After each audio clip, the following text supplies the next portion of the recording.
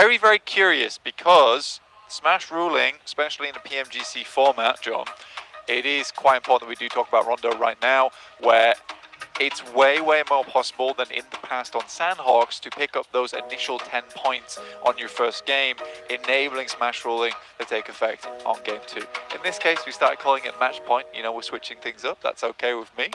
I'm all right to change the lingo. That's what I'm here for. We're on top of it, don't worry. We will be hopefully seeing some teams surpass that. It may only be Alpha 7 though, right? With that buffer that they built up yesterday, they are definitely streets ahead. Do have a major opportunity here. So on Rondo, as we've said, possibilities do expand themselves. A lot of chance to get a lot of points very early in these games. We are just waiting for the games to start up. And it looks like we are having, I think that's D+ over there. Yeah, D+. Their banner is being reattached. Ah, yeah. Got to make sure that they can't see behind them. There's a big old screen with stuff on. Keep them nice and cozy inside the boobs. Nice and warm.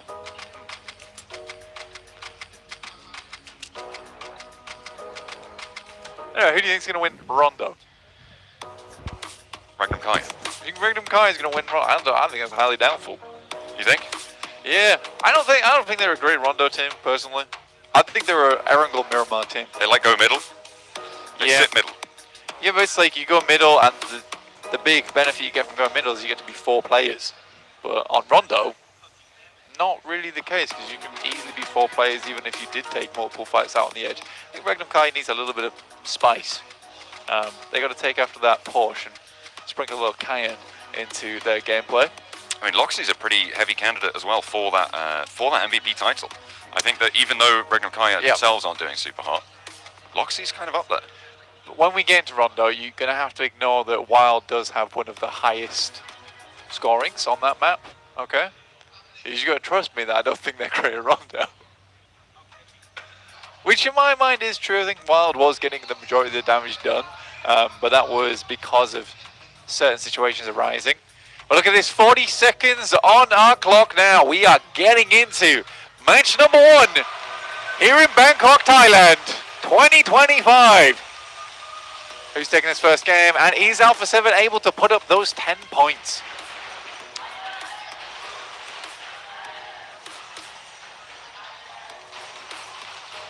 Hello?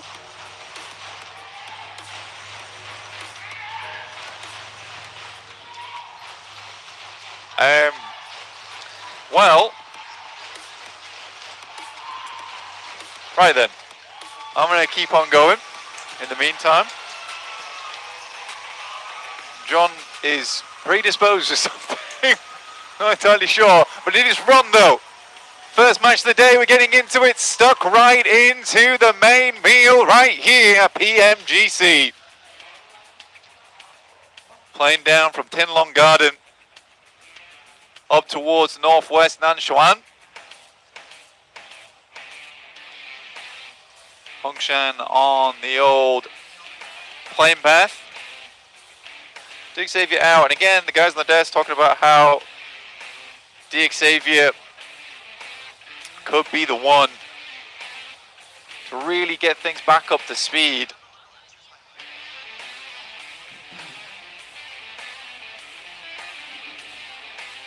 E-Arena over on the east side dropping out, but not really the team that we are looking out for. DRX as well doing fantastically for South Korea.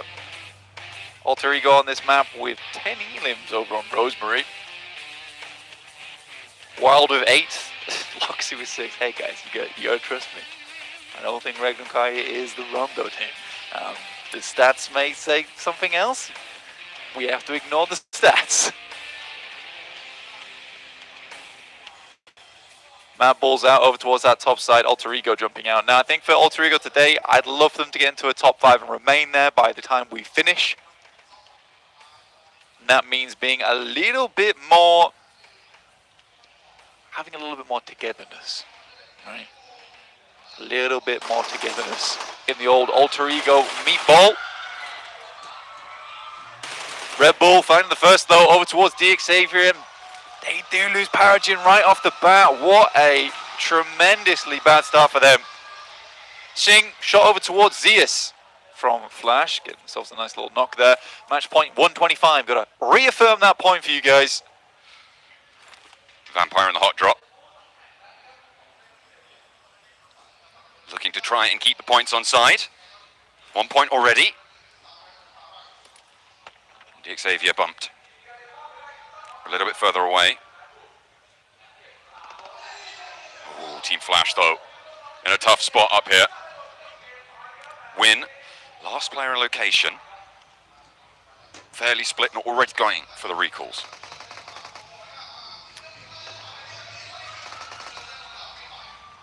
Thunder Talk. VJ. Onside.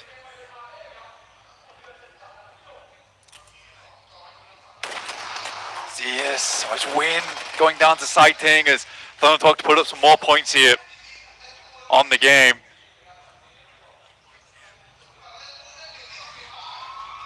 Sighting looking for a little bit more. His Vampire's getting a little bit of points right now. It's DXavier losing even more right here. They have one player still going, but it's Levi's probably the fall here versus Miaola. A good shot, and there is some chants from the crowd. Extremely pleased how this one's going down. The arena though, it's a bit on tie action there.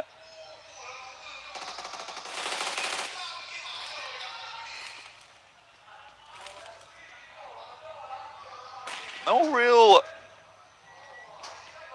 words or moves.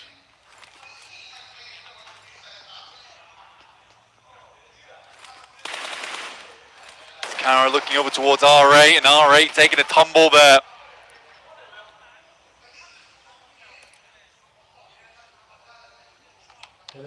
Recall beacon coming through.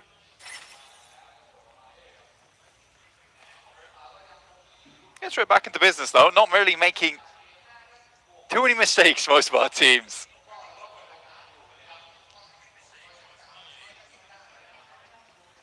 Alpha 7.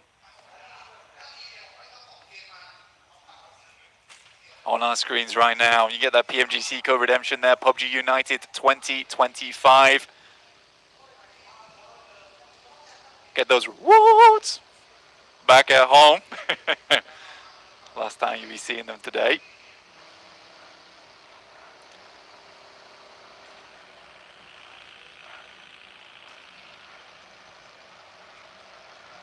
And D Plus here again. And I think we can be pretty confident that D Plus is likely not going to grab themselves another chicken dinner here on Rondo. It's outside of them usual behavior, right? Which is the last game that we get into. And I have my boy Hot Jukes. My boy Hot Jukes on the cast right now. Let's go, dude. Hey, stepping in the mix. I am so excited. Hey, we're in this, baby. Let's get go. it. Rondo action. Oh, man. You know what? This is so exciting to see. I'm shocked. I'm shocked that we're not seeing that crazy, like, Neox Factory hot drop here. So this is what I was saying. By myself over here, obviously. You know, just talking to myself, talking to the guys at home. It's been quiet. It's been real quiet so far. And I think most teams are just looking to get those points pumped up a little bit more. Honestly, if you are any team inside this lobby, you're looking to stop Alpha 7 dead in their tracks, though. That's really important. Yeah. So you sort of coming to this agreement early on in the game. It's like, we kind of don't want to give away points early. Yeah, I mean, if you're every other team, you got to have a serious eye when it comes to A7. If you even hear shots and you notice them in the feed, like, you need to be heading that direction, to be honest. Yeah, because, I mean, even if you're a team that, let's look at GOAT, 9th place, 69 points, all right?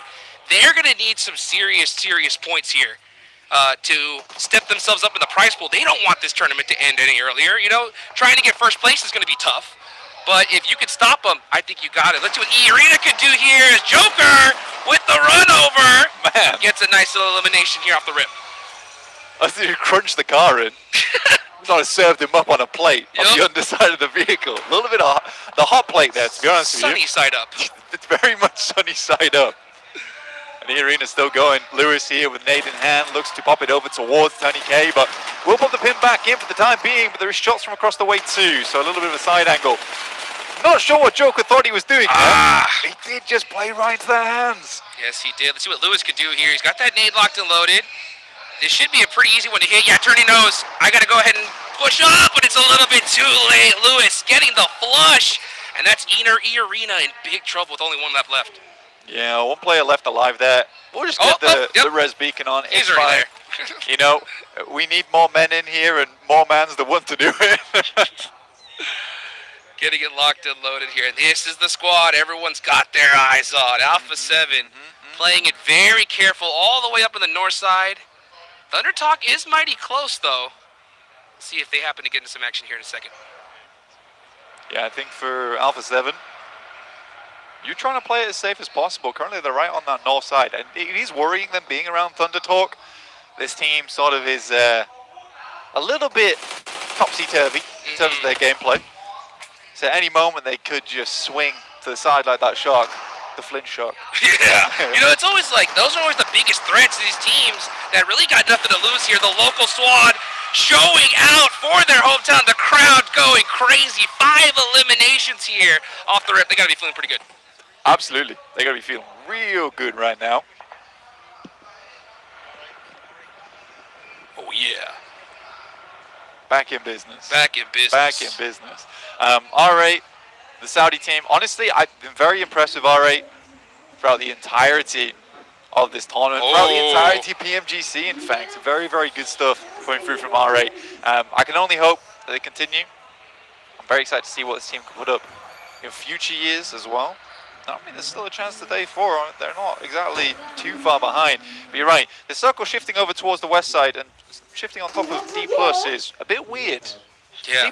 D+ get a win on their first game of the day. They're like, hey, there might not be a last game. Yeah. So we got to do it first. We can't mess around here. You know, it's so crazy. I was talking a little bit on the desk. We got a chance to talk to them, and you could just see the frustration on their faces because I was like, you know, why is it? What makes the last game so different for you guys? And they all just looked at me, just stone faced, and were just like, we don't know. We don't get it. Like, why is it that we win the last match? I don't know, but I'll take it. And you know what? Hopefully we see them make an adjustment. That last game, though, yesterday, it put them in the show. That's for sure, right? They're at 62 points right now. If they win this Ronda, we've seen them put up a 30-point game in the past. They just got the circle here. Who knows? Who knows what could happen? Who knows? Who knows? We'll know in 10 minutes or so. That's a fact. That's all fact.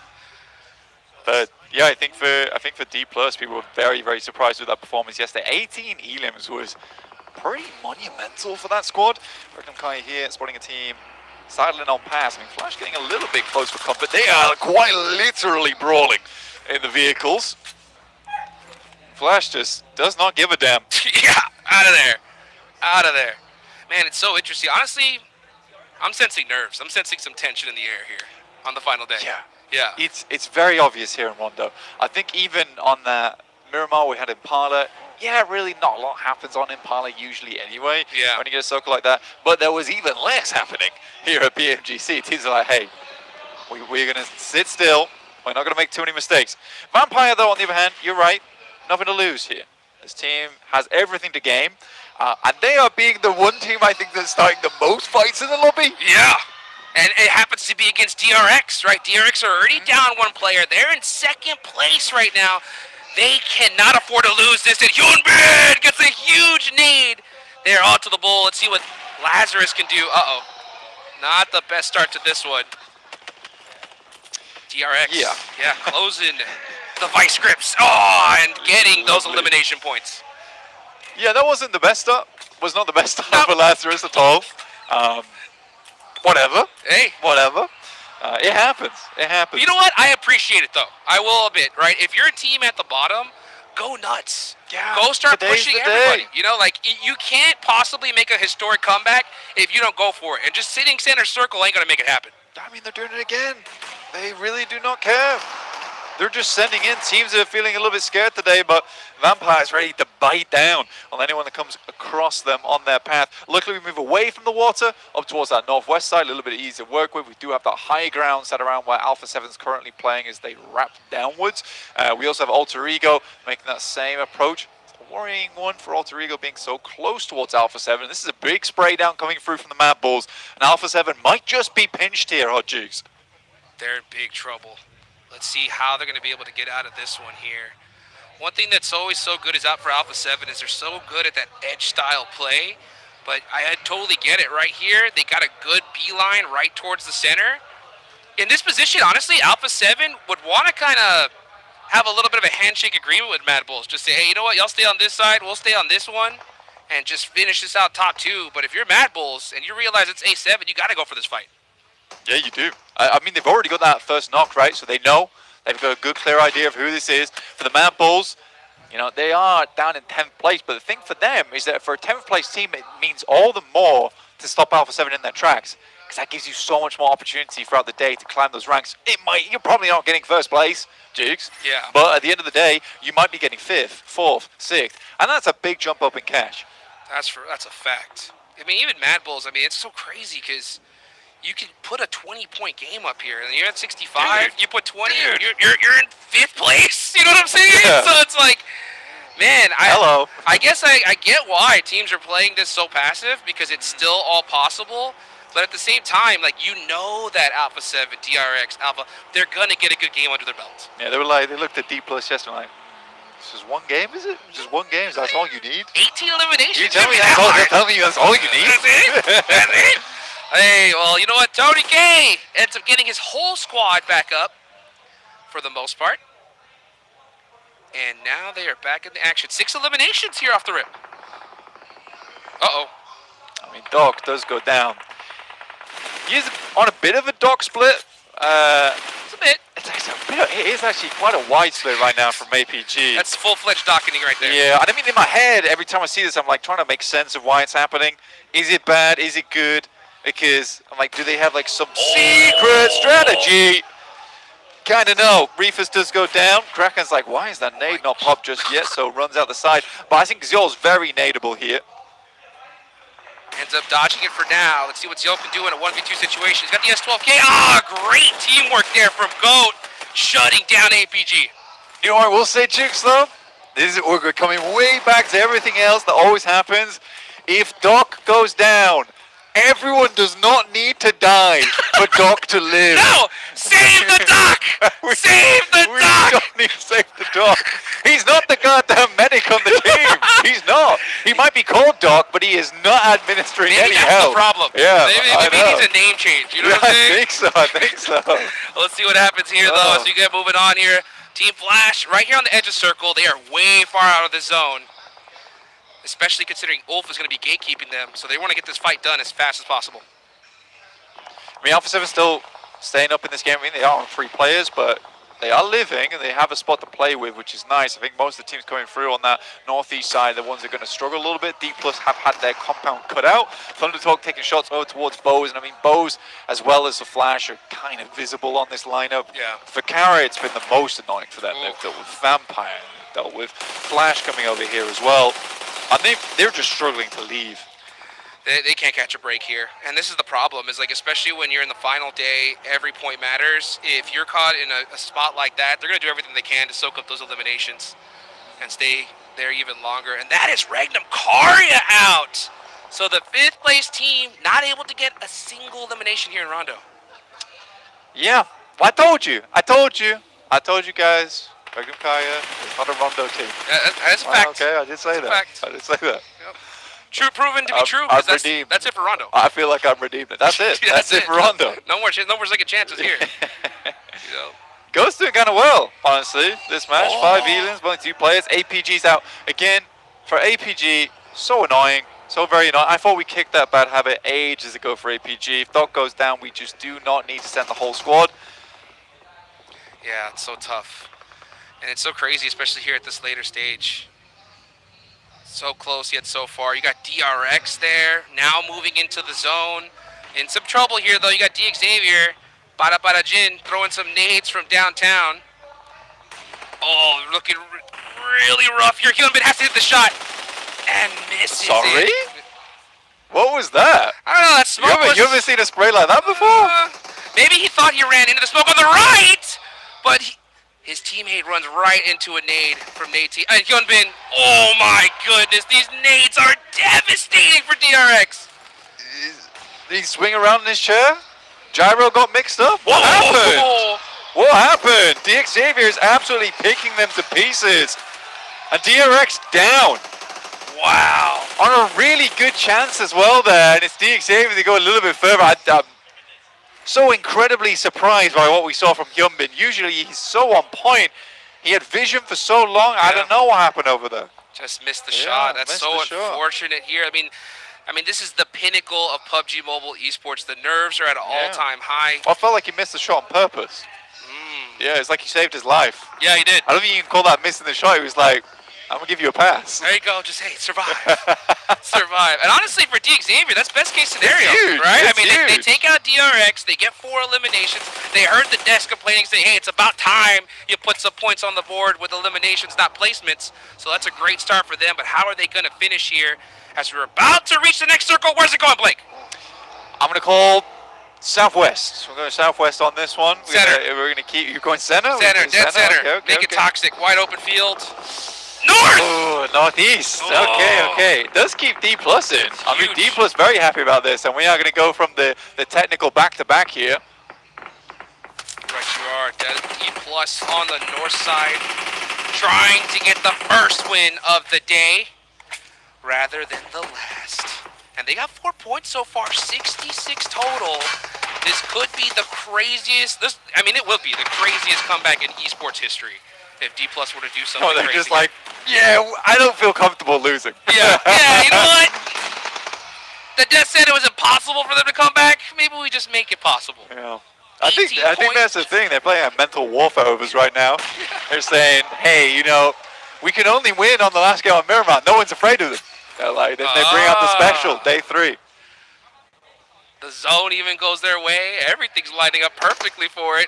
A7 got into the circle. No elimination so far. They're playing it very careful. Oh my God! Amori with the stiff arm. Crazy stuff going through from Amori there. I mean, the way he just stepped out as well, that's confidence. Dude. That's confidence. He's one of those players. He's just one of those clutch factor players that's gonna make that big play. Let's see if he can do it again though. Sitting. Uh-oh. Oh my gosh, he does! The heat-seeking missile from Amori keeps his team alive a little longer. Now Sitting is out with Manajin coming in for the third party. Damn. He wants that Porsche Cayenne. He does want that Porsche car. He wants it real bad. Bad. Well, okay. I mean, Amori not willing to give up just yet. Alpha 7 looking to make the cross now. This is the most important thing happening in the circle right now. And this is a good ramp down towards the south side. But it's not far enough. They've got to go further than this. And DX Xavier wrapping around the wings there, down to 3 players. Guizhou lines up the nade, knows he's on the tree. That's nasty. Oh. Alpha 7, the teamwork coming in here clutch with the run over. DX Xavier having to drive away from this one. They are in the zone though. Now going to have to switch focus on trying to gatekeep A7. But A7 should be able to make a wide wrap to the south. DX Xavier getting peppered though, trying to find a spot in the inner circle here. Yeah, I think they could easily make a wide wrap down towards that south side, over towards Amori. I think that's 100% possible. But also it's Amori, so I don't know. We'll see if he goes for the 1v3. It's very hard. If he gets this 1v3, oh my goodness. It will be legendary. Will actually be legendary. He needs to get that Porsche Cayenne, and what do you think the first song he plays? Yeah. It's got to be That's Amori, right? Yeah. That makes sense. Let's take a look at Alter Ego though here. Finally, all 4 players up at the end. Let's see. You were saying a big chicken dinner pie in the sky? Is that what we're going for? That's Amori? Yes! Okay. I get it now. I get it. It seems on brand. Yeah. I think it is. I think we made it on brand. That's right. Great nades from D plus though. Ulrigo pretty tightly knit at the moment. That's a lovely circle again for D plus, but they got to win this fight. And the fact that Ulrigo was able to get here is pretty nuts to me. Finally, though. Finally, all 4 up. Can they hold on, though? Deep plus. Look at that. You got Chips way far in that back line there. Holding off the angles. When is he going to try to get that rotation to his team? I'm not sure if he has a vehicle there. Madbull's just trying to steal some eliminations on the edge. But this is the big battle right here from center position. I'm just taking nades back and forth. Roseberry not down yet. Alva's going to need to start looking to get that res soon. Drops into the tiny ditch. It's a nice airburst. It's an insane airburst. I'm surprised Alva doesn't go down to that as well. That man is half an HP at this point. He is. Does get Got that that first 0.5. aid. Yeah. And we don't round up. No, we do not. Krypton looking to round out his MVP performance here. This is such a tough spot to hit nades. He's got the airbursts have to be perfect, and Noble is really doing a great job. Alva down again, now knocked, and here comes the push from D+. Yeah, they're not messing. I think it's kind of a crazy push though, knowing that Madball sort of have sidelines up towards this. Murray somehow runs himself over. He's like doing a wink, nod over towards the Porsche, the bomber, but it's Alter Ego to go down, and D+. They'll lose a player, but they maintain control over the center. And they take a knock there. 8 elims though, this is a pretty good start. This is a really good start. The big thing though I'm looking at though is Alpha 7. They're still alive. Remember guys, the smash rule. The smash rule comes into effect. If they win this game, that's 10 placement points. They are officially in that smash zone. Yeah, I mean, Amuri eliminated himself. So they didn't even have to worry about wrapping down towards that south side. It's fine. He didn't want Alpha 7 to get the point. That's true. That's what he sensed. Alpha 7 nearby. It was like, oh, we cannot let this happen. I'm out of here. I can feel that spiritual presence. That's right. The pressure. The spiritual pressure, especially Alpha 7's reality is pretty high right now. It is true. It is true. Oh boy. The calm before the storm here. Stage 6. Everyone's just waiting for this next zone. This is that planning phase. Right now, all the IGLs telling their teammates, hey, zone goes this way. We're going that way. Zone goes on us. Shoot at everything that moves. I mean, for Madballs getting themselves up towards that point on the side, or at least having an anchor there with Lemon is big. Squeeze out goes down, and he is absolutely unresable. But it's second place for Elims. That's the 10 points. That's their match point, right? Yep. Do you know what? For them, they don't even care about this chicken dinner right now. They just care about hitting 10 points. That's the goal. That's the goal. If they can do it here in match 1, they have 5 more matches where all they got to do is the same thing. Even if it's a 0 elimination chicken dinner, they're champs instantly. Yeah. And hey, I mean, America is one of the few regions where we actually did see Smash happen. Sure. So that's a big experience that they have amongst everybody else. They saw how the Wolves were able to get it done. Like, they just play passive? Survive? Cowards? Yeah, look, we can do that. I'll do that for some free, a bit of the free meal. I'll wipe my cowardly tears with $100 bills. You know what I'm saying? Right, so right. Absolutely right, all day long. Revel, he's looking for that MVP. I remember the last time I talked to him at the World Cup when they won. And I was like, what's the first thing you're going to buy? And he said, a brand new car. So he might just, I don't need it. You might get a free one here. Yeah. No matter, brother. Every time I've talked to Revo, super nice guy. The best. Super nice guy. It does remind me that the other players I'm trying to talk to don't speak English, but he'll talk to me in English as much as he can. And I'm like, thanks, bro. I appreciate it. Let's go. Yeah. Let's go. Spread the good word. Let's see what happens though here with T+. 9 eliminations. The big threat again is A7. They're outside of the circle. They're on the south side here. We'll have to see what kind of utility they have to be able to get in this next zone. But honestly, if they just wait a little longer, there could be a fight that rings out and they get third party. A lot of emergency flares going down right now. They're in the open. Are in full effect. With some good usage of the nades here to create small craters for Alpha 7 to get up, but time is running out. Absolutely, time is running out. But they just want to get up towards this tree, right? Once they start getting towards these trees, life becomes a little bit easier. Kind of curious on the smoke situation on that team, though, because they do need those relatively soon. Carrillo goes down. I think prospects for Revo aren't looking too good right now. This is tough. Yeah, once they realize it's A7, the whole lobby's not going to stay here. Yeah, Revo running, gets into the dip, survives a little bit longer, but I don't see any other team even looking in any other direction. They're like, Alpha 7's there, we got to stop them. Come on. I mean, yeah, no smokes, no nothing. He's gonna have to do it whatever he can. Straight back down. Oh my god. Zone, it's coming. He's got nowhere to go either, I don't think. He's gonna be right on the outside. He just needs other teams to fight one another. That means being in this next circle. It's not gonna happen. I'm telling you. He's gonna have to make the run Look of at a this. lifetime. Every player, every player is staring, just like, no, you must go out, and then we'll figure out everything afterwards. Yeah, 4th place, I don't think that's going to be enough. It depends how many Elims Alpha 7 were able to get this game, but we'll tally all that all up over on the desk when you head back over there. Yeah. Make a little shimmy, a little shuffle on over there real quick. C+ though, top 3. That's big. They already got a good amount of eliminations too.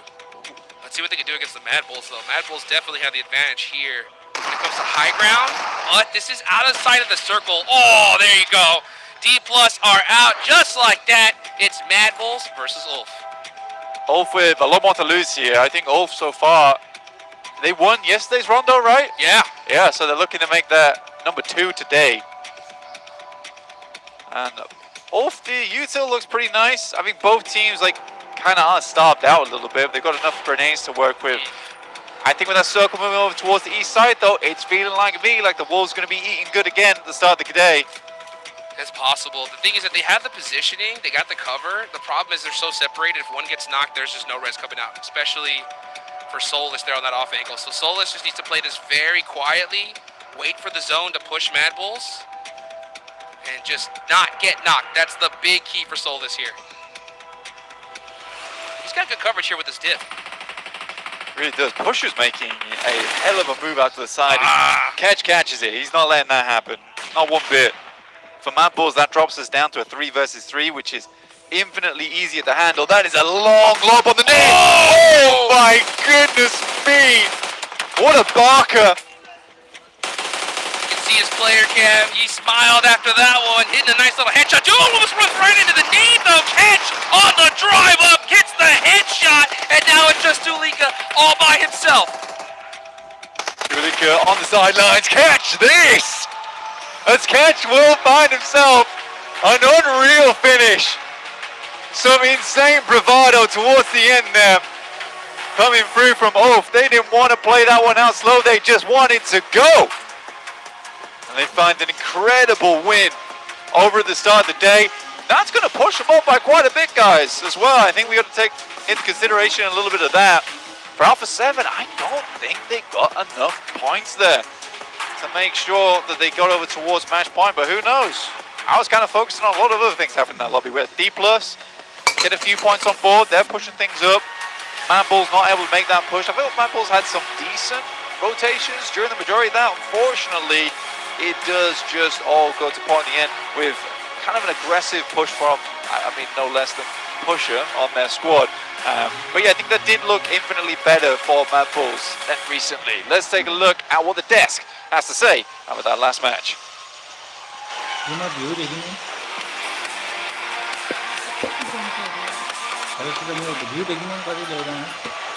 what a match that was! Look at this last fight here with Ulf and Mad Bulls. I saw you popping off your match. Oh yeah, Mad Bulls, what a game. Hey, by the way, welcome back to the guest. Oh, yeah, He's man, back with the what's boys over here. No, what a game from Mad Bulls, and there was one pivotal play here that I know Yes. that Me7 were talking about that allowed them to get into the game-winning position for Mad Bulls. It was to make sure they coexist with D+ here. But all of that, anyways, does not work out because Ulf are the true kings of Rondo here, going into Pmgc Grand Finals, back-to-back win. Yesterday was just one player, Scarface, making it happen, and here it's a full squad effort to secure that chicken dinner. And talk about teams maybe targeting Alpha 7 there as boy. In that top 4, it looked more like a 3 versus 1. Everybody was just keeping their eyes on Revo and what they were going to be able to do for Alpha 7. A completely different pace of game style here as we're looking at the stats from Ulf. Congratulations, Ulf. That's back-to-back now with even more eliminations this round. Actually being able to double the amount of eliminations that they got in the last one. But going back to what I wanted to say with Alpha 7, we didn't get a hot drop between Den and Team Flash in Hey My Town. Team Flash actually decided to back off, which gave Alpha 7 even more time to play it slow. And we saw them playing slow, trying to find their way into the circle, Max. I actually think it's a really good game plan for Flash to not hot drop it because, yeah, you lose 3, maybe full squad if you go for a full commit hot drop. Yep. You're giving half the points pretty pretty much that Alpha 7 need to get in the Smash Zone. So very happy for them to give that one up. Though, some other hot drops were happening all over the place. We had here, for example, Kara versus R8. And again, Omori, the clutches later on in the mid-game were just mental with the nades, especially cooked right around the corner. Beautiful execution. I'm telling you, Omori, again, still top player currently for the MENA region. Max, you were absolutely right. Because Wait, say that again? Max, you were almost wrong. Amori just kept playing and popping off for the squad, making sure that he ended up clutching up. One thing that I do want to mention, a completely different player, one of my favorite players this Pmgc, none other than QXZZC from DRX. The way that player was able to just clutch up for the squad, go by himself, and make sure he had to drive between a lot of squads just to go for the recall. It was like 4 or 5 teams, and he was able to barely make it out, go outside of the circle, out in the blue, go for the recall, gets the full team back up and tried to push back in. And then Dig Xavier, the one time, they're like, how about we start playing aggressive? They go after DRX, the nades, and that dip, which is so easy to pull off. Not saying that it was not a bad play from Dig Xavier. They was definitely well executed and aggressive at the right time to try and clear some space on the edge. But DRX, if you're on a bad dip like that, maybe it's just best to leave the dip, go on the offensive against Dig Xavier so you don't just get naded into oblivion. Yeah, let's take a look here at the match ranking. 24 points, Mad Bulls with 14, D+.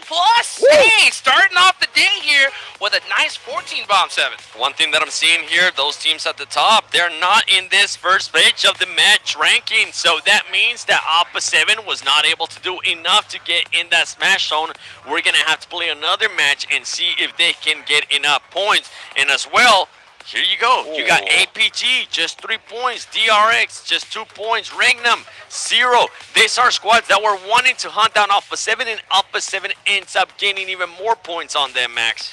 It's actually kind of mad because you're looking at Ulf, right, that was still in a really good position, and the fact they get themselves such a big chicken dinner here actually allows them to jump up significantly. They were currently in, that was going to be 1, 2, 3, 4, 5th position right now. And because all the teams you already stated here, 7 got taken out of the equation so early on this Rondo match, guess what? Catch-up opportunity for Ulf is on the table right now, and Ketch also going to be your game MVP, 5 eliminations. To be completely honest, I was very critical about Fireflux. They kind of fell off 2 years ago. The resurgence, it's happening. Soulless, we're seeing the guys, Ketch popping off. It feels like good old 2023 PUBG Mobile Esports here in Turkey. You could have had a better start, honestly, if you're Ulf in this situation. You had so many top squads go out. Yeah, Alpha 7, oh my goodness! Second place! 7! A squad that was able to start the day in 5th place jumps up all the way to 2nd place. Alpha 7 just 5 points away from the match point. And look at the chicken dinners. Ulf, if for some reason we don't end up going via the Smash rule, right now Ulf is able to edge out Alpha 7 in regards to chicken dinners, Max. Oh, that could be so impactful. Though Regnum Karia slipping down 5th position, taking the position of their old Turkish teammates here of Ulf. Quite unfortunate for them. And as I said earlier, right, Silas told me they wanted to play a bit more aggressive. Well, it didn't work out. Especially for them. They tried to go for Hail Mary send in the center of the circle. In an open position like that, you need set up to maybe create some dips with grenades, C4, maybe put down some cover flares. In this case, it didn't work out, and the team got squad wiped in the matter of like 10 to 15 seconds. It was instant. Yeah, I mean, the crazy part, too, looking at those leaderboards, 7, is you look at D+. They move themselves up more. If they win this next Erangel with a crazy amount of eliminations, they could be in the show here. It's going to be a tough one, if I'm being completely honest. I'm going to have to be a realist here for D+. Yeah, they will not only have to win this match, they would have to make sure they win back-to-back in Erangel to even have a chance, and hope that Alpha 7 doesn't end up getting those 5 points that they need at match point and stop them from getting the win. So yeah, a lot of stuff is going to be out there for this squads, but I see what you're saying. You're there with me in regards to you want to see possibly a back-to-back champion like what we saw in the past with Nova Esports. But for that squad, I mean, D+ playing like they got nothing to lose.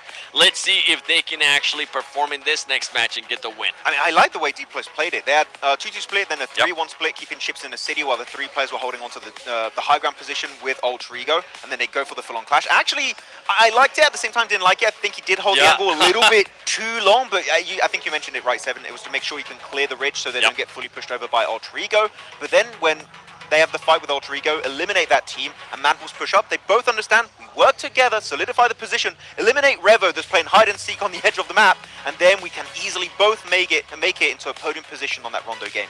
And that was one of those things for Alter Ego. You kind of feel bad, right? Because it's such a good position that more people are going to want it as well, that you're going to have them crashing onto you. D+, as you just mentioned, Max, wanted to be there close to them. Another squad that just kept peppering them, Mad Bulls from far away, and they just couldn't really focus on one fight because that terrain too. I don't really remember what kind of utility that team was working with, but for Alter Ego, I mean, it's going to be tough here for some of these squads, boys, especially if we don't get a good performance out of them in the next match, and especially if Alpha 7 continues to just get closer and closer to that smash point. Yeah, just to finish on the teams like Alter Ego, the Mad Bulls, the D+ Kia, so many cover flares, right, on that hilltop. Yes. Really good usage, blocking off-angle positions, maybe from like Ulf, even the side of, I think, Alpha 7 earlier on in this game. So the cover flares, I love seeing how they're being used in an even more efficient manner every single match. But anyways, we don't have any more cover flares for the rest of the day because we have no more rondos, so that's done. That's it, just like that. And it was so crazy, hearing Blank talk about Regnum Karya not being a rondo team. It's officially true, right? With this one, 0 points, no more rondos left. Regnum Karya are going to have to make it happen in Erangel, Max. Yeah, definitely. I mean, they are looking like a good team. They drop center. They drop Rozok when it comes to Erangel, which is, rotationally speaking, just like Xavier, very good because you're dead center of the map. And if there's any map they're going to do well for me, it has to be that one. They don't strike me as an amazing Miramar team, unfortunately, for Regnum Karya. So you better make them count. 3 matches. And then I think Regnum Karya are going to have a really hard time to make that climb towards the top. Yeah, for Regnum Karya, I mean, I felt like they tried to do a little bit too much with zero scouting for that squad. They tried to split 4 teams in the previous rondo. It wasn't going to end up happening, especially when you try to send it towards the center of the circle too. I would have loved to see Regnum Karya play a bit more of that edge and see what you could do with the amazing fragging power that this squad has been able to showcase, but that wasn't the case. Now we switch focus over to Erangel. Just 5 points for Alpha 7. Can they do it? I personally believe they can. I'm just hoping they become a little bit more aggressive. You're not going for the win on this one, Alpha 7. Definitely get as many points as you want and as you can. But remember, you just need 5 points. So in that third match, you can end it via smash. Well, we're seeing adaptations in the lobby here, right? We saw Vampire all the way at the bottom. They got nothing to lose, pushing everybody, which we like to see, right? Because why not at this point? And then not to mention, when the team saw that Alpha 7 were there was not a single shot ring out on anybody. It was just all eyes locked on them. Yeah, actually, that reminds me of the Sertani pep talk we had back in the Pmgc finals back in Jakarta in Indonesia. And he had with his team one of the biggest comebacks on that day 3, despite a really poor performance until then. Is that going to allow them to get in the middle pack? Winning is out of the question anyways for Vampire, right? But you know what? Maybe a middle pack position, extra prize pool that, again, could win a big portion of that $3 million prize pool in Pmgc. Hey, a big push up in that last 8 is still a very nice thing to see from Vampire if they can keep it going. Well, guys, let's get going into the first Erangel of the day. Alpha 7 only need 5 more points to reach that smash zone. Will they get it? We are about to find out as we take it on over to our casters, Blake and me. Well, thank you very much, Jukes, and I'll see you in approximately 5 seconds, indeed, as we head over towards Erangel now, our second match of the day. No smash ruling in effect just yet. Just yet. Not yet. Not yet, indeed, but it could happen right here, right now. 5 points. Honestly, shouldn't be a real sweat for Alpha 7 to get here, but they are playing a little bit differently, right? We heard 7, he was talking about how Alpha 7 kind of went full passive mode, which we get. Hey, right? Yeah. It's not them though, is it? It's not them. Yeah. And that's the thing is that when you adapt your playstyle here at such a big stage, man, you can get in your head so easily, second guess yourself on pushes, and that little hesitation at this high level, I mean, that could make or break you. For Alpha 7, I mean, they're a team that loves to just play their own game, right? They want to take that position in the circle, they're going to go for it. I don't think they really suit that passive play style. I think once you hit that, I think you just got to play, get out of your head right now. Yeah. Once you're on that match point, sure, you got time. You do absolutely have a little bit of time to work with. We're going down from the southwest over towards the northeast. Yes, is in play. We're going to straight back down towards the southwest on this one, so it's going to be a little bit of a late drop for teams over on that northeast side and a late rotate down. But for squads getting out early like Vampire, oh god, it's Vampire who's out early, isn't it? Okay, so they're going to get looted and start getting shooting over towards some of our other squads. That's rough. It's rough at best. See Alpha 7, you know, not going to their North George drop. It was a little bit too far from the plane path, so they go on that east side. You can see them looking to possibly even wrap into Yasnaya here, try to get some loot, and then head on into this next circle. DRX, dead center in the zone. D Xavier as well. One thing that's so crazy to me though, oh wait, prison? I don't get this. Prison? Yeah, I'm also confused. And it had to be Rosemary, right? It had to be Rosemary. Always. Oh, Rosemary always getting caught in crazy situations. Man, Alter Ego is that one team that I look at, and it's so hard for me to get a good grasp on them because they have these crazy pop-off performances from single players, great opportunities, but then you just see these weird tiny mistakes that just make them fall apart. It's funny because, you know, we've been talking about this on the cast quite a bit, where for Alter Ego, they're a team that is fantastic, so much potential, but like you say, they're clumsy. They're kind of like, they're a bit of a Velma. That's kind of a good way to put it. You know, it's they're a bit of a Velma team. You know, it's like somebody lost their glasses, or there's some kind of communication issue, or something that's causing it. I've tripped. Yeah, I tripped, I fell, or like, oh, hey, oh, wait. I fell down the 7! Was that, oh my gosh, the turn. Oh, he has a pistol. Rebel with a pistol. Can he do it? No way. And that's Alpha 7 down 2 off the rip. There's no way you whip out the Mini 14. The swap. Yo, it makes no sense. Max looks so surprised. You got the Uzi in your hand? That's not the close range weapon, dude. The Mini 14 is not the close range weapon. It's literally doing tricks. I'll tell you one thing, right? Alpha 7 may have the fact that they have Alpha in their name, right? But with those players down, they ain't saving them. Unlike when it comes to Doc, you know? That's true, yeah. For Alpha Gaming, they would have absolutely just sent it towards that gas station. But yeah, we ain't sending it now. Amori with the highest C-limbs in the lobby. Followed close behind by Loxy, actually. You know, I think Loxy has had a step up of the year. I think he always in the past was very, very good for Regnum Kaya, and you'd always rely on him to be like the fragger of the team. But I think this year he's just set himself so far apart from the rest of the squad. No, that's a bad thing. I think the rest of the squad is very, very good. It's okay to have a superstar on your team, and again, they all provide different qualities, which is something quite rare in squads, honestly. Yeah. Where you get a player like Wild, who is your de facto survivor in the team. You got Silas, who scouts. You got Zed Wolf, who's the off angler, and then you got Loxy just on these really, really good clutch moments and just being that central pusher on the squad. So cool, honestly. And I don't think that roster is going to be splitting or changing around for quite a while. You can quote me on that. Yeah, they shouldn't. Yeah, They should. They should clip me on that. Yeah, no, clip me on that, but they shouldn't change rosters. They should. Yeah. Oh my gosh. I'm waiting for the time when they do change the rosters. It's my voiceover, which will be completely deserved, by the way. Hey, you know what? I'll tell you what. There's been some superstar players that we've seen here in this Pmgc, and the one thing that's the hardest thing to teach is clutch. You can only get it with experience, more reps at such a big stage. And, you know, Amori has proven himself, right? That, hey, you know what? When the lights are on, the crowd is roaring, I can hit the crazy shots. He was born in the clutch, man. 100%. That's where he thrives. That's where he lives now, too. That's right. Let's see what Doc could do, though.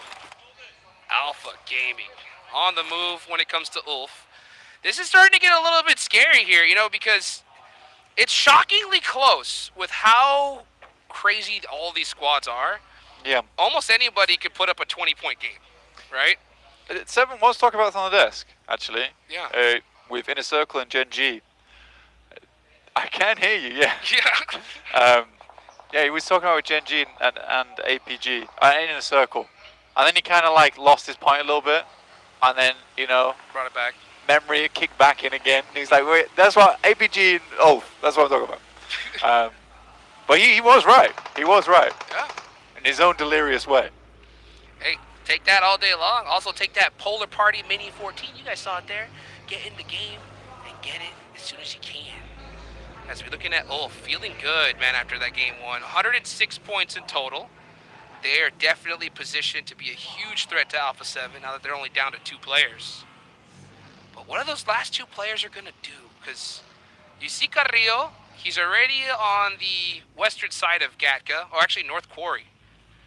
Putting himself in a good spot. I think it's hide and seek for Alpha 7 this game.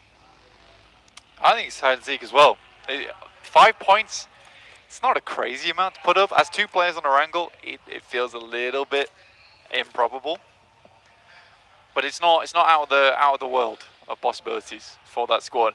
And I think between Carrillo as well as Obscure, they got this. It's just you can't really be going down to Flash like that.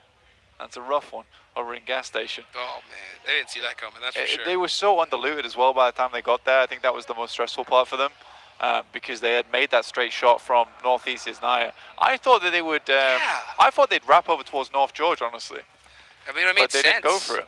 And I think their plan's good. Yeah, that's what it looks like. It really does. It looks like they're in their heads big time here. I mean, you got Rebel with a pistol going up against an Uzi and a Mini. You know, but the Mini was the main problem. The Mini was the big threat. That's for sure. My Uzi may be small, but my Mini is smaller and deadlier. That's right. Mighty. That's how you do it. Mad Bull's taking this spot. This is one of my favorite locations when it comes to these zones in Erangel. If you take these buildings, you have such a huge lay of the land when it comes to the south side. It's very difficult to push on. So I like the fact that Mad Bulls are taking the spot early. Yeah, it's a great spot. Honestly, I've seen multiple times on the kind of circles where they go north on this one, which I'm hoping it is now because that will prove my point in a second. Please. No, never mind. We won't talk about Everest anymore, I guess. Yep. No, it's not as good. We're heading back down towards the swamps though, which is kind of annoying for Alpha 7 because I think Brazilian teams typically actually play quarry swamps really well, multiple times. And I think that it is frustrating for Alpha 7 now not having all 4 players because this could have been a really, really strong approach for them. Take a look here as the rotations are starting to ring out here. You got Alpha 7 just hanging out inside a quarry. Definitely a lot of nooks and crannies they can hide in there. Hopefully try to steal some of the eliminations. They only need 5 to put themselves into that smash zone. But everybody right now, the calm before the storm, just trying to find a spot in this next location. E-Arena, all the way still in North George Blue. They're rotating it super late here. Yeah, also annoying for Alpha 7 seeing E-Arena just totally squandering North George. Yeah. It's like, God damn it, guys. I mean, we could have played that. We could have been here so much sooner, past Hospital. Bit of a different approach here from Alter Ego as well. Regnum Kaya. Try and play as central as possible. Feel like they do determine the center to a T mathematically, but it's Tulika going insane on the shots at the moment. Woo! And what is Regnum Kaya doing? See ya! They fall flat on their faces. Back to back as well. What a rough start. That might be GG actually. They could GG no read. You're right. What can I say? What are you saying with this? I mean, this is. It looks so surprising. Like, damn. Like, yeah. damn, that's true. Yeah. True. That's a true one. Oh my goodness. And Regnum Kaya crumbling here at the start. That is tough. They still got time. Yeah, they still got time. They still got points. But the problem is. That does kill the man. Yeah, you know what? We were talking about this, Max and I, during all the earlier stages. I call it the last game curse of a tournament like this, okay? The last match of the day is never as you expected. There's squads that know they got no chance of making it, into that first place position.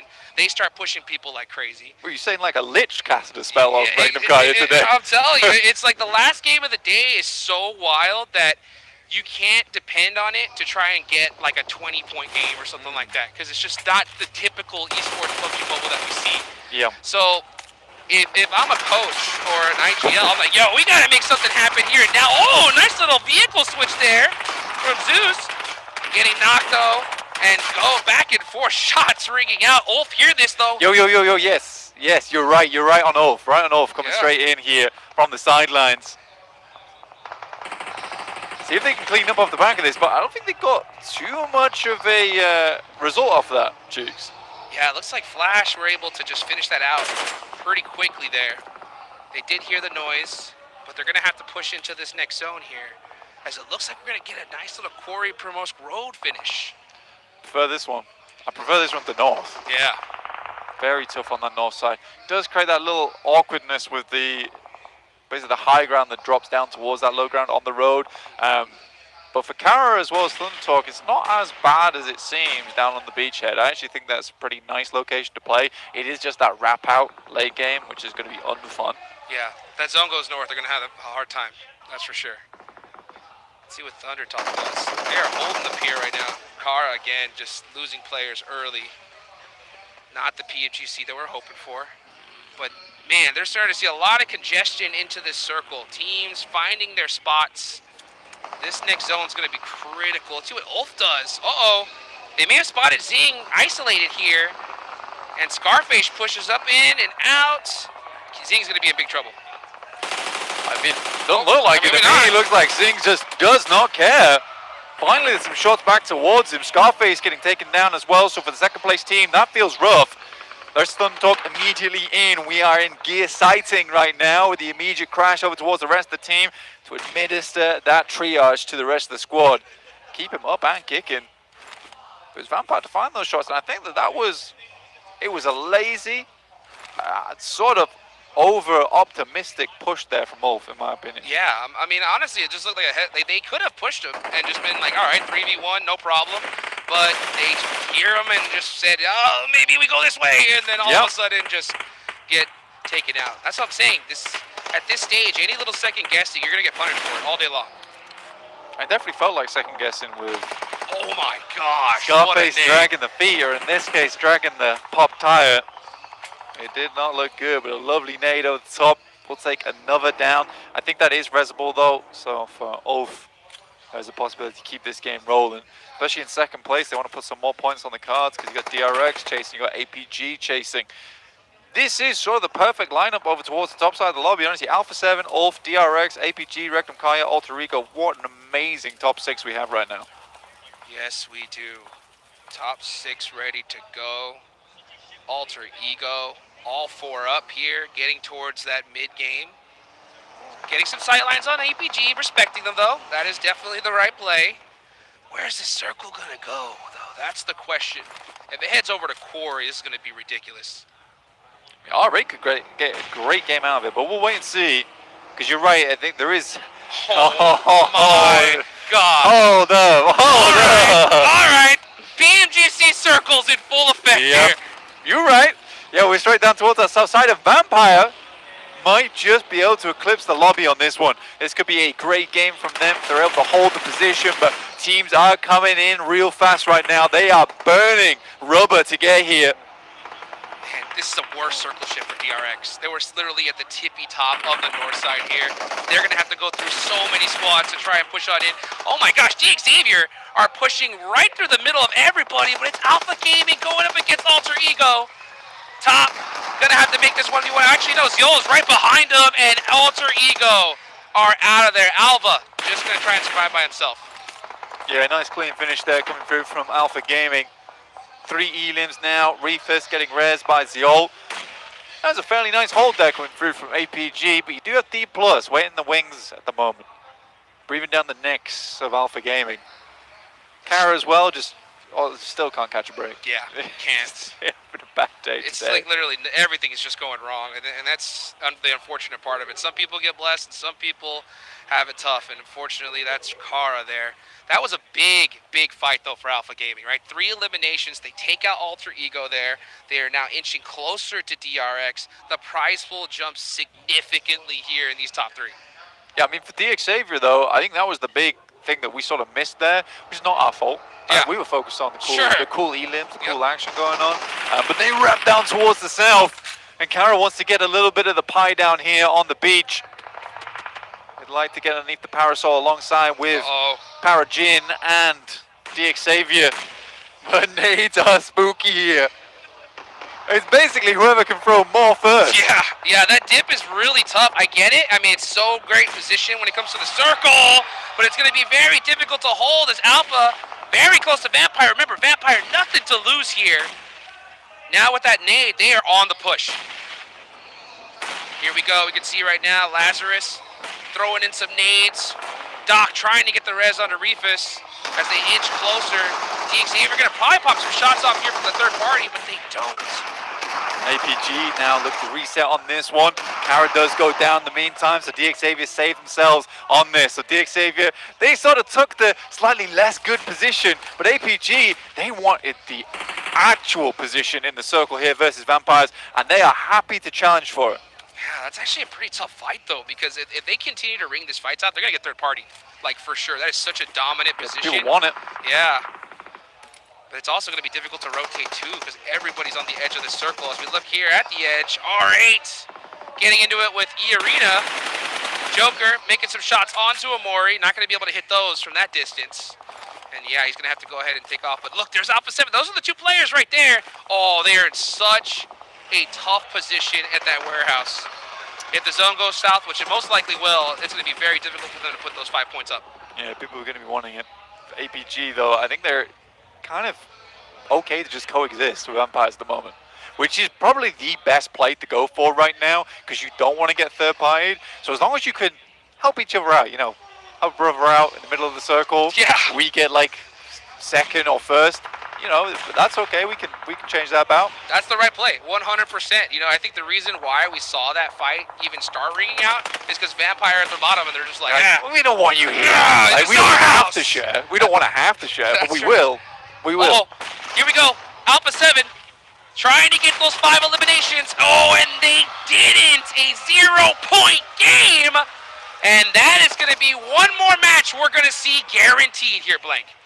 That is massive news for every other squad inside the lobby right now. Every time we go to that screen and the boys over on the stage are able to see that Alpha 7 aren't in match point just yet, it's one more game of freedom.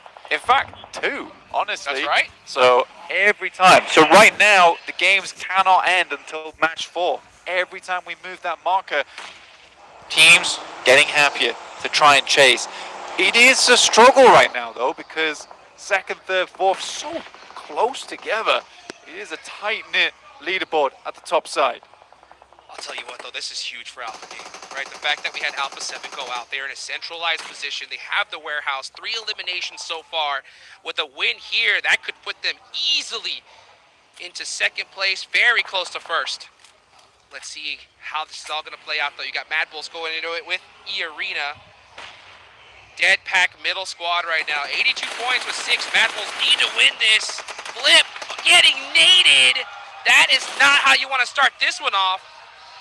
And now you got Turney K on the push. This fight, though, just getting extended, taking so much time. Oh, but that looks like it. E-Arena putting Mad Bulls on the back foot. 600 damage right now for Turney K. Looks awesome. Honestly, another nade goes through, won't be quite the air burst, and catches Mormon. Grenade inside his hand. Lemon's going to try and push forward, but won't even be able to get the knock there. The Thai team is up to 8 elims on this match. Their run not done just yet. 13th place on the leaderboards, but you know, between 78 in 10th place and 5th on 84 is nuts, right? It's really not that bad until you really get down towards Vampire and 15 for 48 points, but this is such a close lobby. Everyone's putting up points. Everyone's putting up points. So if we get to the end of this, if your favorite team went out at 12th, I don't think you could be too unhappy. It was basically 4th. Absolutely. I mean, we heard as soon as that fight ring out, the crowd going crazy for E-Arena because they realized, like, yeah, 68 points so far. They win this game, another good one. They're in the show for some big money here. Yeah. It's an amusing one. And they get the entirety of the Northern Circle to themselves after basically being the lone winners of all of that engagement in the woods that sweep across that area. Take a look here where this next circle is going to go. Will it head on over to the beach? Will it head on over to that long road? Either way, I think no matter where the zone goes, Vampire and APG are going to be good, at least for the next circle. Let's see how they decide to play. Oh my gosh, they are locked dead center of this position. So Vampire, APG, all they got to do is just look at it each other direction, handle everybody else, and that could be an easy first, second place finish from these two squads. But they're going to have to stop the pushes as all teams have their eyes locked on that compound. Yeah, I reckon teams probably wish that they'd crashed this a little bit sooner. Yeah. But this is the thing, I think, for Alpha Gaming. Oh! Bye-bye! That's some shrapnel. The King lays down. The Scepter. Damn, that's rough for D+.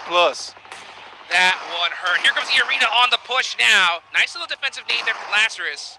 Stops Joker. Let's see how they push this. Alpha Gaming are very, very close, but I don't know if they leave this building to push this. Let's see how this goes, though, as Lazarus trying to find the off angles here. The Arena don't have time to get this res off. They have to fight this. Tony K is holding off that position there. Warman got that nade locked and loaded. Can he hit it on the Tony K? He doesn't. We switch on over, though. Tony K on the other side. Hey, Vampire making it happen here on the final day. We ain't the only high squad in the lobby. That's right. All right. I'll put some respect on the name. Good shots, but for APG, they're starting to sweep right now. Jukes, they're moving through. Alpha Gaming looking to get something done. Mialak is down. Lazarus, Tony K looking to hold out. A long nade into the building. Doesn't find anything of the sort, though. Alpha Gaming just had that itch. They could not stay still. Said, you know what, we got to start making the moves. But it's E-Arena that finish out Vampire. 11 eliminations on the match. What a great game it has been here for E-Arena. Marcel makes his way in, but pretty sure NC2 knows, no? Yes, he does. He has to know. Yep. Uh-oh. Just missed that nade there. NC2 playing it very quiet. Oh, and not going to be able to get that one. Now look, DRX on the push. Xavier have just been holding this little beach for the whole time, though, being very, very quiet. I think NC2 might be safe, though, because APG pretty sure now they've cleared him. That's fact. They thought he was the last player. Marcel's the one who kind of creeps in, plays body double right there for NC2. Works out for him here. Now APG are just battling it out with DRX. There's still so many top squads in this one, Blink. You got 2nd through 4th still alive, Xavier in 6th. Big threats, and then, man, it's still so crazy to me looking at these numbers. 12th and 13th place are not that far away. 71-72 at the moment. Thunder Talk, after all the good they did over in their Pmgc, clearing away one of the most dominant teams throughout the league stage, just have not been able to truly transition that through over towards the grand finals. Can we even say that with how close this lobby is? I think we just have such strong teams here. Alpha Gaming, though, I was going to talk about this earlier before we started getting some fighting on board, is that they were the only team with the balls to make this move. That's right. All right? Yep. They had the gusto to go for it, and I think that that's what a lot of other teams are missing at the moment. I don't think they would have gone for that, but Alpha Gaming is like, this is the winning play. I love that about Alpha Gaming. You know, like some teams and some players, when everything just starts getting so hectic, they default to a certain play style. And it looks like Alpha Gaming just prefer aggression, right? Let's go and get it the hard way. Just push and see what happens. And this time, it pays off big time. Alpha 7, shockingly, right, decided to go on the passive side of things, and they're getting punished for it. Or they did get punished for it, big time. Yeah, big time. I mean, APG likely they'll set themselves up with chicken dinner here and a couple more eliminations for a next game match point. Same with Ulf, they can keep pushing through, but they're down to 1 player now, so it's a little bit more difficult. DRX, I don't really see them doing it with just the 2 players they have in the 0 Elim game. Maybe if they get up to a top 3, potentially they set themselves up for the next match, but probably will have to be a pretty large game off the back of that one. But looking at this circle, likely that Xavier, Ulf, as well as Thunder Talk go down in the next shift, which should be coming through soon. You just got a southeast hard shift. It's not very likely you're going to get another one, in my opinion. It's going to be really tough for Xavier here. I mean, they still have a path on into this next zone with a crash. But the problem is you got Thunder Talk on the other side that are looking at them. Yeah, they're both looking at each other. And that's making it difficult for both squads. Honestly, this is one of those times where, like, if you're Thunder Talk and Xavier, you should kind of look at each other and be like, hey, let's just push together. Because if we don't fight this out, we're both going out right here, right now. But Alpha Gaming are like, nah, we're not going to risk that. Let's start putting on these shots and get some points on the board. DRX definitely trying to pick something up where they can over towards DXavier. And I think DRX understands that, hey, we are center right now. We do need to sort of capitalize off the back of that. And DXavier is the team we have angles on towards. Got it. Aaron? Okay. Sneaky. Makes it up. Oh, Thunder Talker's so much in trouble right now. As Marajin gets knocked in return, but they'll still have plenty of time to get him back up. That's 5 eliminations from DXavier. Next circle goes on over to APG. King still has it, but you're right. Does center up over towards APG, and it ain't easy being the king as he does go down in the circle on that southeast side. DXavier slowly mending themselves inside of this circle right now. 86 points. A lot of those points came through from day 1. Day 2 was a complete wash, in my opinion. But this is a big APG game. Huge game for APG. They just broke that 100-point mark. Currently sitting in 3rd place. Oof is still alive though. They're gonna be able to sneak away some placement points here. Aaron's actually in a really good spot on that ridge line. I definitely think he's actually gonna get some pretty serious placements. But this fight's gonna ring out at any moment, and honestly, it's gonna be deciding on who fights first. Like, if you're DXavier, what do you do in this position? I think you just kind of wait it out, hope for a fight, and then finally make that push. I mean, to be honest with you, they sort of control center right Yeah. now. Stage 9 is where it's all at, and there's not an unlikely possibility that DXavier could win this game if they play it slow enough and they set it up well enough. But I think this team is battered and bruised, right? The vests are shredded on this squad. That's the X factor right there, though. Doc pushing on out, gets knocked top though, really quick on the res. I'll tell you what, man, if Doc gets knocked, the whole team goes crazy. No. Aaron! Oh, yo! Aaron takes the shot, gets the double! Oh my God, I felt it. I felt that. I felt that. I just got quiet because I was Yeah, like, I know, this dude. is crazy. I know. Insane. I actually saw that happening. I mean, with Aaron, you kind of really can't count him out from making that happen. But for APG, this is terrible news. Now this makes their next game that they play, because getting the chicken dinner now, it's not certain. They haven't had the time to set up going into this zone 9. They've had to get themselves back up to 70% HP, and they haven't had those stims rolling. So none of them are 100% right now. Yeah, good thing for them, though. They have that site cleared out now that Aaron's gone. So, I mean, look at that, though. Like, that's a lineup, right? That is. You're about to get gunned down. DXavier, oh my goodness. So set up here with this ridge line. So easy. This is definitely not an easy rotation. He's going to go out, and Top's actually going to take that point. Yeah, nice steal indeed. Top. 11 elims is great. I mean, even if they go down now, it's a 17-point game for them, but I think they would love the chicken dinner as well as all of these elims. Because yes, you lose out on the 4 points from not getting the chicken dinner, but you also lose out on the 4 points right here as well on those players. This is a cheeky angle, a very cheeky angle with a nade on top as well. Pubg is very low, and suddenly DXavier running scared. Another nade sent through, and it is perfect and on point. They're stuck. They are completely stuck out. Reefus with this off angle is looking too good. That nade locks and loads it. It's all up to Levis by himself, and that is it. Alpha Gaming get the chicken dinner right when they needed it. It's a massive win for APG. It looked deadly. The two solos almost ruined it for them. Aaron able to find a double and then almost find top of the window. That guy's on target, top on top. Such good work from them. And again, that is a huge game. 4+ points off the back of the win, 4+ points off the back of the DXavier players. That is a big jump up in the amount of points they're able to get. They're in the same boat as Alpha 7 now. Yeah. Alpha on Alpha action. Alpha on Alpha I'm telling action, you, this right? is crazy. There can only be one. The battle of the alphas right here. I mean, and you know what? They showed their alphaness by making that push onto Vampires. We take it on over to the desk. So much, Dukes, a battle.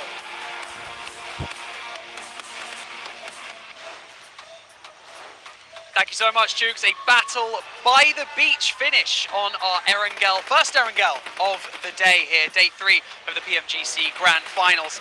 And it's getting spicy. Battle of the Alphas, as Jukes said, Max. It's maybe not Alpha 7, but I know that here's 7. He's hyped. The Alpha Gaming win you've been waiting for. It finally happened, and in a very interesting fashion here for Alpha Gaming. The team that I ended up picking to be my champions for 2025 Pmgc finally waking up, and to be fair, I gotta give them props because this team was able to adjust. I even mentioned at the beginning of the day, I was scared that some teams were going to bridge camping. That ends up happening with Ulf ends up backing up, they delay it, and then Alpha Gaming, we finally see the aggressiveness, we finally see the fragging power, Max, from all these players. Even with Dogs, 603 damage, he's still able to perform for the team, but there was something that happened at the end that we were a bit of scratching our heads. The docketing came back for one game, and Eren almost got himself a double onto not only Doc, which he did end up flushing, but almost got also the knock and the flush onto Zjol, trying to go for the final res and saving Soldier Doc, but it did not work out, luckily enough for APG. They keep 3 players alive, and even play the roof angle, which I was screaming at the end at Deke Xavier, just deny the points, don't give it for free, but this is why you want to hold on to your utility until the very later stages of this game, because guess what? They didn't even have to take the fight here, 7, they just chuck 3, 4, 5 nades, squad wipe, easy pickings there at the end. And talking about Alpha 7, I mean, they only needed just 5 points to get through that smash threshold, and they were not able to. At Circle, I mean, the playing path actually is what kind of set them off wrong. We thought that they were going to go Lipovka. Some other teams ended up overtaking Lipovka. We thought they were going to maybe go on a wider wrap north all the way to Georgia. That was not the case, and they get caught by E-Arena. I think they tried to change their rotation path, and they just don't know which team is going to be where, and they get caught off guard. They lose 2 players. I mean, you would expect that to happen with Team Flash, right? They got the mini 14 flush at the end, swapping from the Uzi. He got his backup from his teammate Zeus in the back. Very odd playstyle from Alpha 7. I feel like they are feeling the pressure currently in this game, and they are starting to fumble a little bit. The day 3 throw is going on.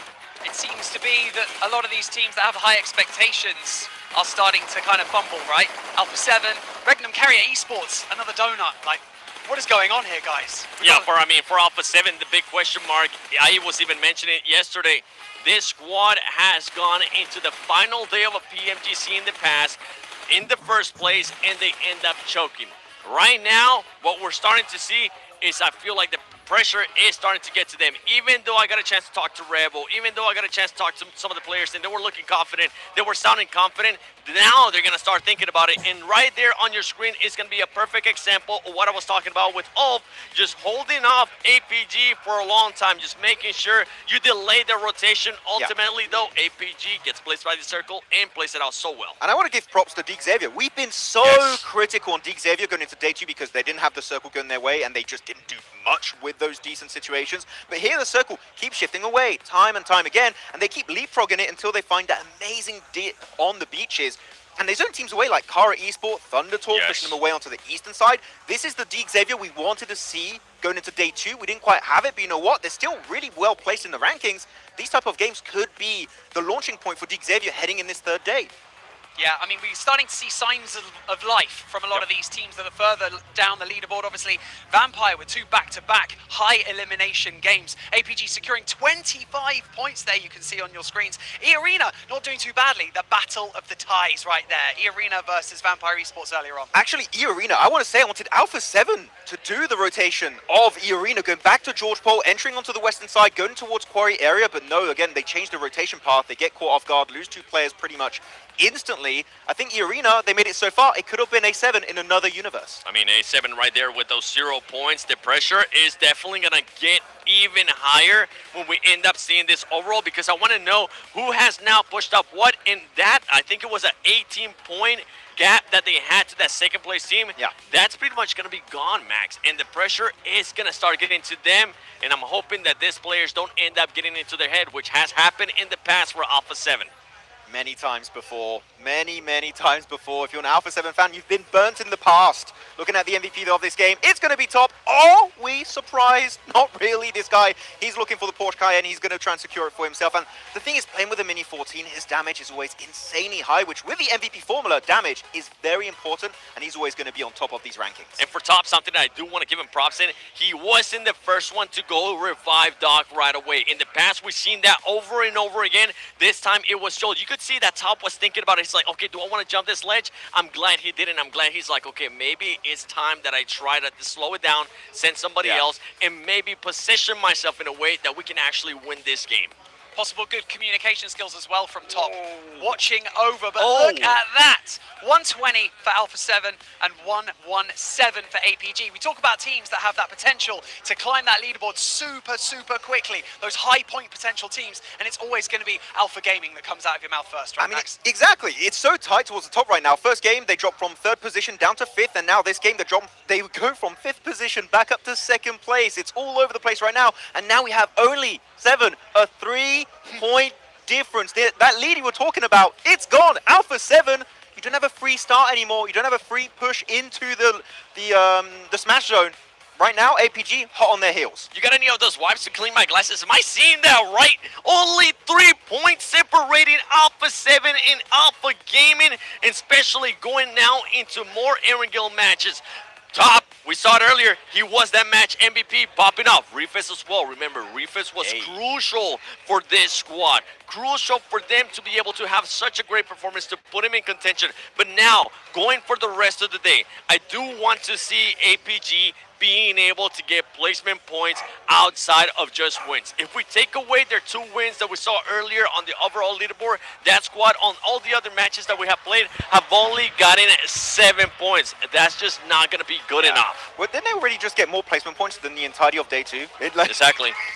Day 2 was 3 points. Exactly. So what an improvement here coming out from APG, and also their willingness to coexist with Vampire, with DRX in a compound, because they knew their weakness is taking the fight too soon, and if that happens, they're going to get third partied. They knew what their weakness was, and they played around that perfectly. Let's also talk about that Xavier playing passively still, but still being better on the rotate. They had such a good position, didn't they, on that ridge line, but it just didn't quite work out for them, did it, Max? Yeah, I wanted them to be a little bit more desperate to take control of that southern eastern compound, the warehouse. I think that when DRX got eliminated, that's the moment you push on it, but you are a little bit too slow, and then one player of APG goes on the roof, which that's just nailing the coffin at that point. I think even at the point that Thunder Talk ended up getting eliminated, that would have been the perfect time to just wrap around and just surprise Refus. Obviously, they don't know that it's just Refus there, but it would have been the perfect timing to set up the smokes. They did have those smokes, just go for it, and I was with you, Max, as well, saying at the end, see if you can maybe deny some points, if you want to even contend for that championship.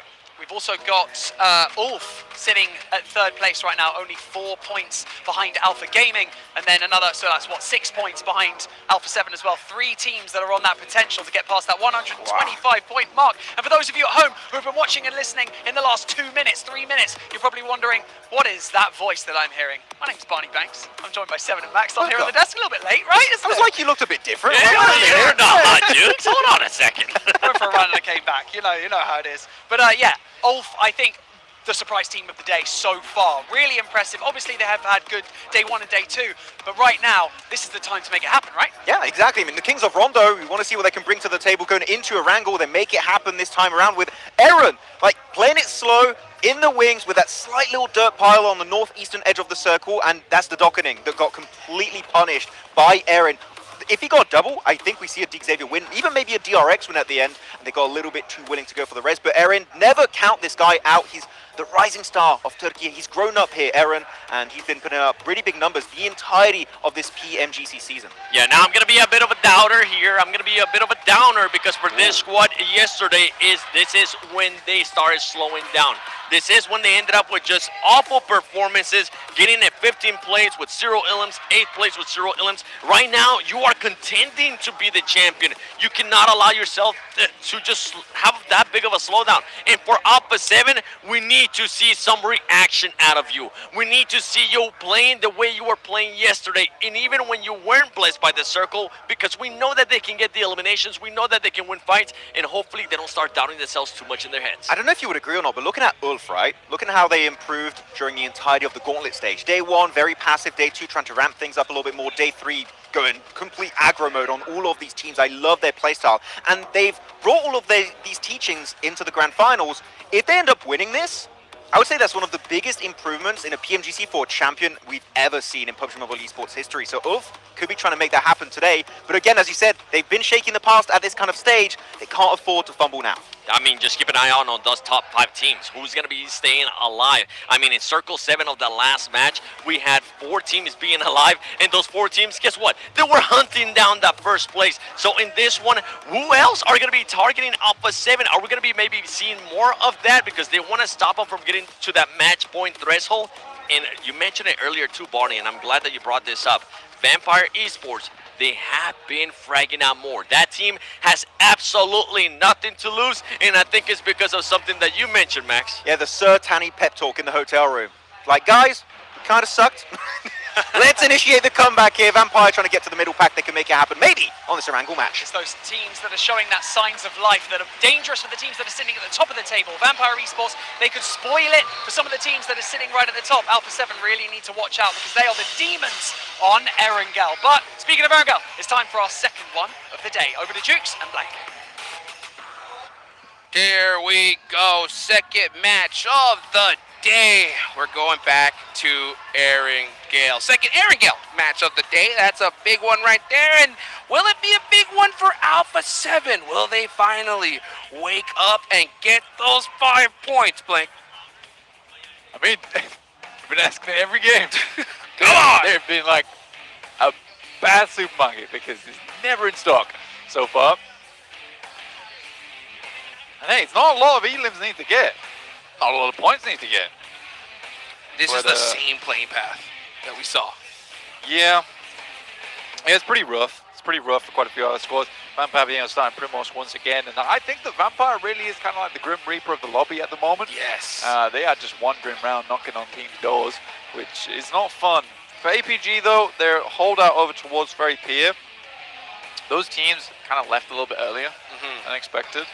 I thought that they would gatekeep for a little bit longer, but I think because those two teams come together quite soon, it's like Ulf doesn't really want to deal with DXavier, DXavier doesn't really want to deal with Ulf. Both teams don't really want to deal with APG at the same time. So yeah, it's not worth it to them. Alpha 7 going for something different again. No Rip Noya this game. Wow. That's Guys, different. You overthinking this. Dude, and look at the circle. Look at the circle. If they would have landed in the same spot they did in the last game, they would have been so set up perfectly. Could just drop Yaz, man.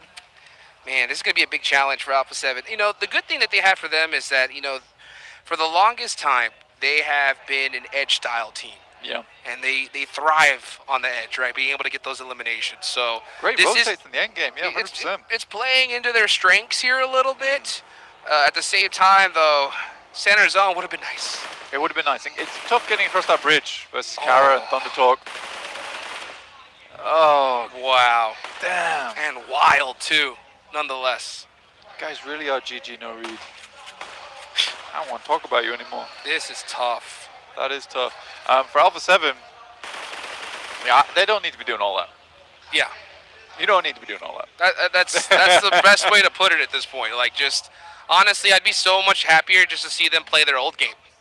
Yeah, because the thing is, it's so, for us, maybe if you're just tuning in today, like you're seeing this and you're thinking to yourself, Alpha 7's kind of all over the place a little bit, or if you're just seeing it's like, Alpha 7's playing a little bit weird. For us, it's strange, having watched the entire league, looking at this Alpha 7 now, because it's a very, very clearly different squad Yes. than 2 days ago, or even just yesterday.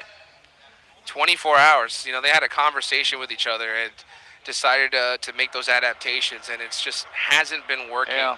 And that's the hardest part about, you know, PUBG Mobile Esports is you make these changes, and if it works, you're a genius, right? And if it doesn't work, it's like, why did you just do what worked before? And it's just a tough situation. I think they looked at what Regnum Kaya did over in 2024, which was a little bit more of an aggressive play style. They didn't try and play too slow, getting in towards those final day. And it didn't pan out for them, right? Because they got overtaken by another team. Yeah. Now, like, okay, well, maybe we can do it better, get it done earlier, and pick up that chicken dinner much sooner in the day, and just finish out those games. Because Regnum Kaya didn't finish out on those chicken dinners, that's why they lost.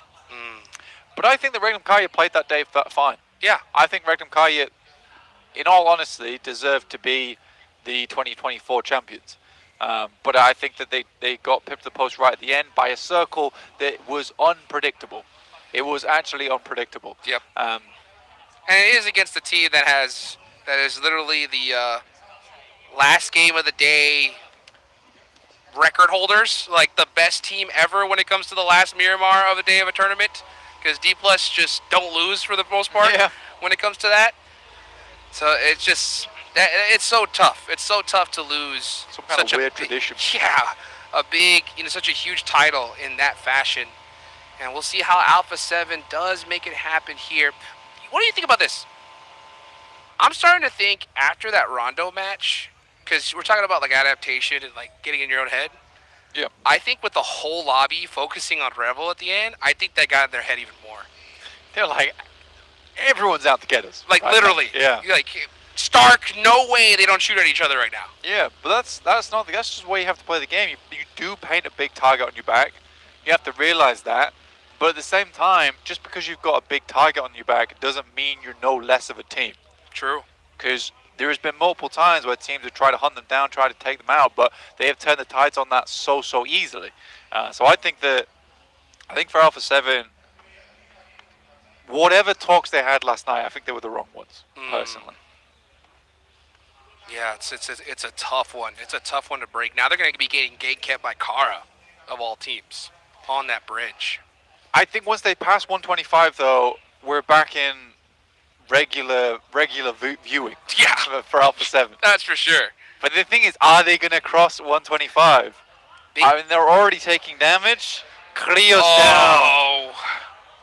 And Thirsty. Yo. That's it.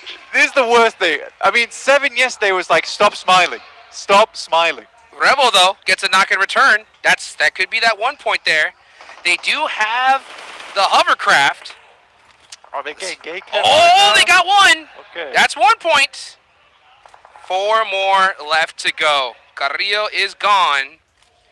But now they got Kara on the run here. Boy, they lose a player, but it's 1 point. It is 1 point.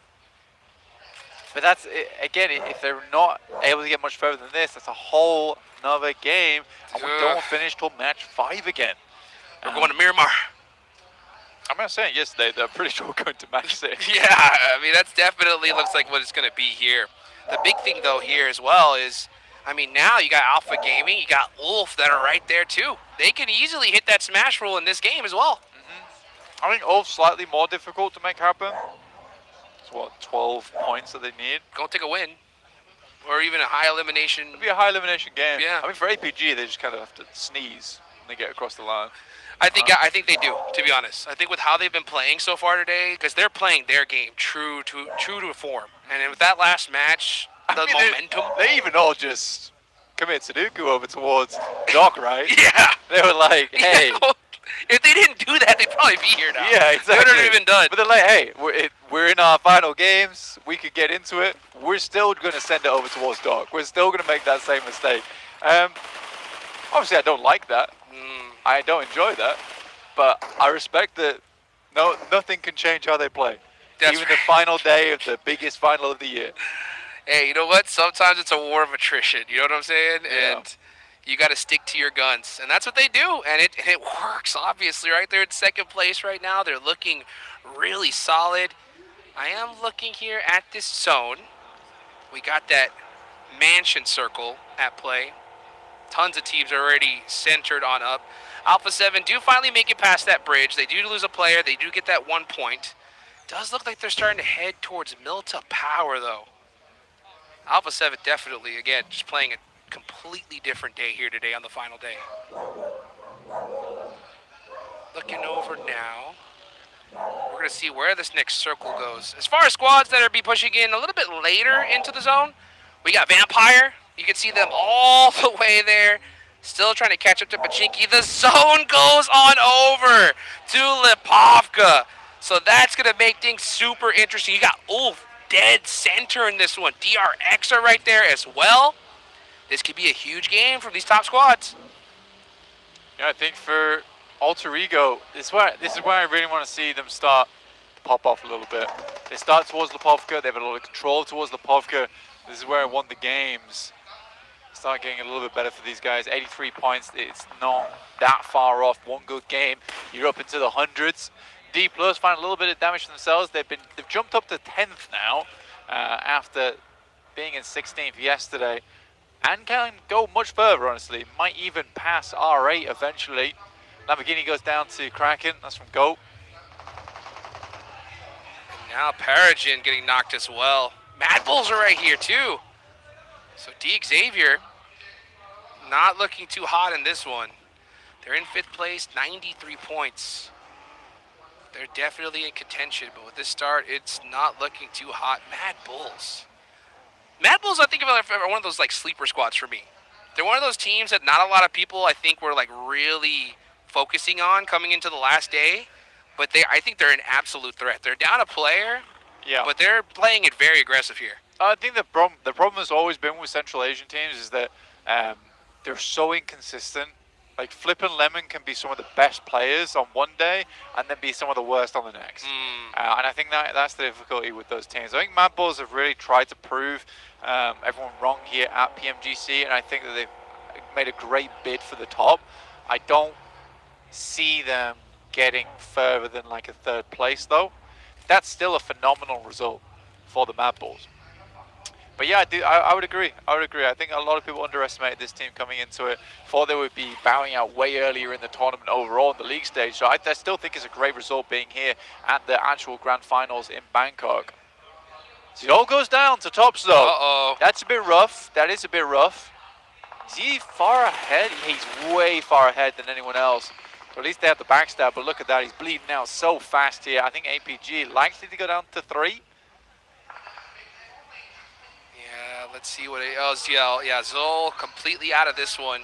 So APG are going to be down to 3 here as this zone is starting to close. They do end up getting away from it though. Sometimes you got to make that little rotational sacrifice. Unfortunately, it was Zol for APG. Losing Zol's not the worst thing in the world.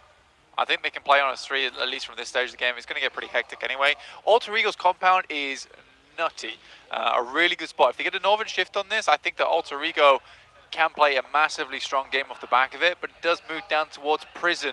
Once again, we're getting flashbacks to Z7 7Z Globen. Yeah. 7ZG. Dang. That's a throwback right there. Yeah, throwing themselves off from the top of Prison. Let's see right now. Are we going to get that Prison finish here? That'd be wild. We saw one before. At least Prison-esque area.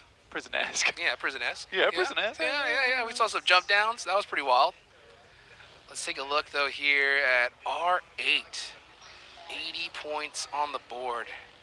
You know, that's what's crazy. We were talking about Mad Bulls earlier, like that inconsistent team, right? They have those crazy moments, and then they have those moments where they fall off. The crazy part about this is that there's so close on the leaderboards, and so many teams here have that potential where I just think they get a good zone and they're going to put up 20 points. And I think that's the biggest threat in this lobby, because I think it's dependent on the team, realistically. I think right now, if you said to me, Regnum Car, you get a strong spot in the lobby, this is zone 5, yeah, they're going to have a great game off the back of that. Am I thinking they're going to get a 20-pointer? Probably not. I think if you gave Alpha 7 a great spot, stage 5, and then you know, a really good spot in the zone, I think that's a 20-point easy, yeah. Same for APG, same for DRX, and same for Alter Ego. For all 4 of those teams, though, it's so hard for them sometimes to get towards that late game. So difficult. Whereas Regnum sort of has the opposite problem, being center zone, strong spot from zone 1. Let's see if Regnum could put some points on the board, because they haven't been able to do it at all today so far. Let's see right now. Everybody just kind of getting set up in this circle. Alpha 7 did get another elimination, so they have 2. Here comes a push, though, from Flash onto APG. They have the numbers. Let's see what Doc can do here. He gets 1. That's a huge knockout. Gets knocked in return, though. Top goes down as well. Reefus is way too far away, and that is Alpha Gaming crumbling here in this match. Well, they certainly sneezed. But it wasn't pretty.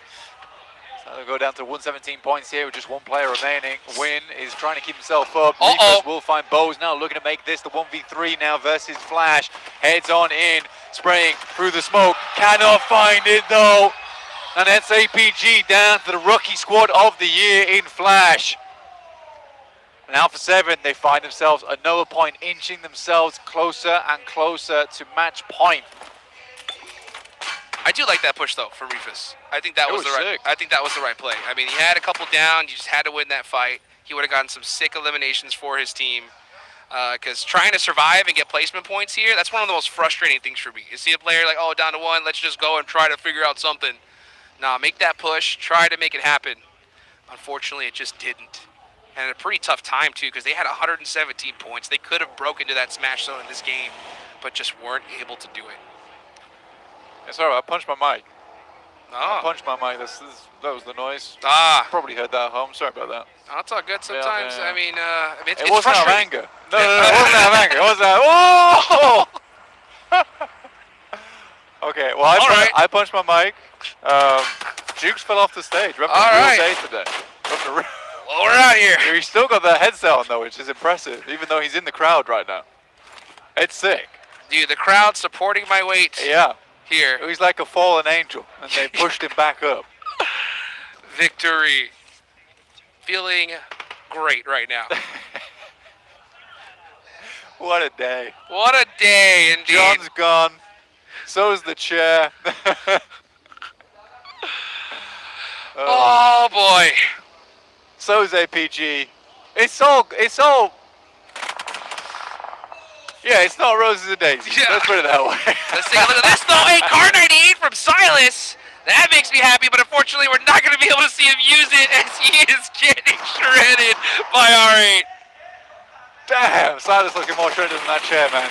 Oh, yes. Goodness That me. chair is deleted off the server. Oh, boy. All right, Ulf looking over towards Vampire at the moment. 4 players still up, 51 points, looking to push that a little bit more here at this stage of the game. Definitely possible to go for, but I think for Ulf this means a lot to them. Tony K is taking a heck of a lot of damage here. Bullets are whizzing past him. Yeah, like with the hovercraft though, and it is covered by smoke, so I don't really think Ulf sees it to take the sprays. Loxy inside the smoke, goes down to the better clutch Maestro in Murray. And what a day it's been for Regnum Kari. What a terrible day it's been for Regnum my Kari. gosh, I think 3 in a row, dude. Yeah. That's 7. crazy. 0 points. Yeah. Regnum Kari 0 points. 2. Oh, okay. Wow. Yeah. So Regnum Kari 0 points on the day. Unreal. That's rough. Let's see what Vampire can do, though. Just trying to disrupt this lobby. Oof! Had a crazy game. The crowd is going crazy. As now you got Lazarus. Got that nade locked and loaded on a Scarface, and it hits in target. Now it's just all up to Catch by himself. 1v2 situation. He's down pretty low in HP. Oh, that molly looks so good. Lazarus making it happen here. Just a little bit too far from Catch. But that nade, oh, the car just saving him by the inch of his teeth right there. Yeah, that's the mighty tire made of something bulletproof. Not quite Not sure my yet. chair. Trying to bounce off the back of the tree. It's a good maneuver, but Ketch is just going to keep bandaging up. Doesn't really have too much. Go on, take the shot. Take the shots here, Ketch. Hey, getting a lot of help there from Kara, and that is Vampire eliminated. Catch uses that opportunity to get out of dodge here. He's going to be sending it, though. That's going to be a very tough rotation. Yeah, I mean, Alpha 7 right on this southeast side. This is probably the fight that we need to take a look at going forward here, because E-Arena do back it off, and Alpha 7 looking just to push a little bit further now. They're only 3 points out. I believe they're only 3 points out. No, Oh, 1 point. They're 1 1 point out. point. They're 1 point out. Okay, cool. We're almost there. It's not that hard. Let's just get that one last point. I think Alpha 7 can do this. They're on the edge, too. Back against the wall. This is where they play their best. You do not want to repeat. You do not want to repeat of all the times that we have hit up towards second place, even though they started day 2 in such a phenomenal position multiple times. This is getting intense, folks. Alpha 7 looking really good in this match. They have a great position in this circle. 1 more point, they reach that smash zone. APG is out. Ulf pretty much down and out as well. DRX down to 1, and that is D+ out of this one. far as teams that could possibly really make this comeback, make something happen, gotta look at Alter Ego. They got all 4 up here, but they've been pretty missed so far here today. Yeah, I think Alter Ego has a real good chance. You are right, it has been hit and miss, but this is more hits than miss from Go. An immediate removal of the Mad Bulls. Well, no stampeding for them. They were basically cut down in the tracks right there. For APG, if they win a Pmgc championship, it will be Zol's second. That's right. I mean, another player that does the multiple, at least, not the back-to-back, but has multiple wins in Pmgc under his belt.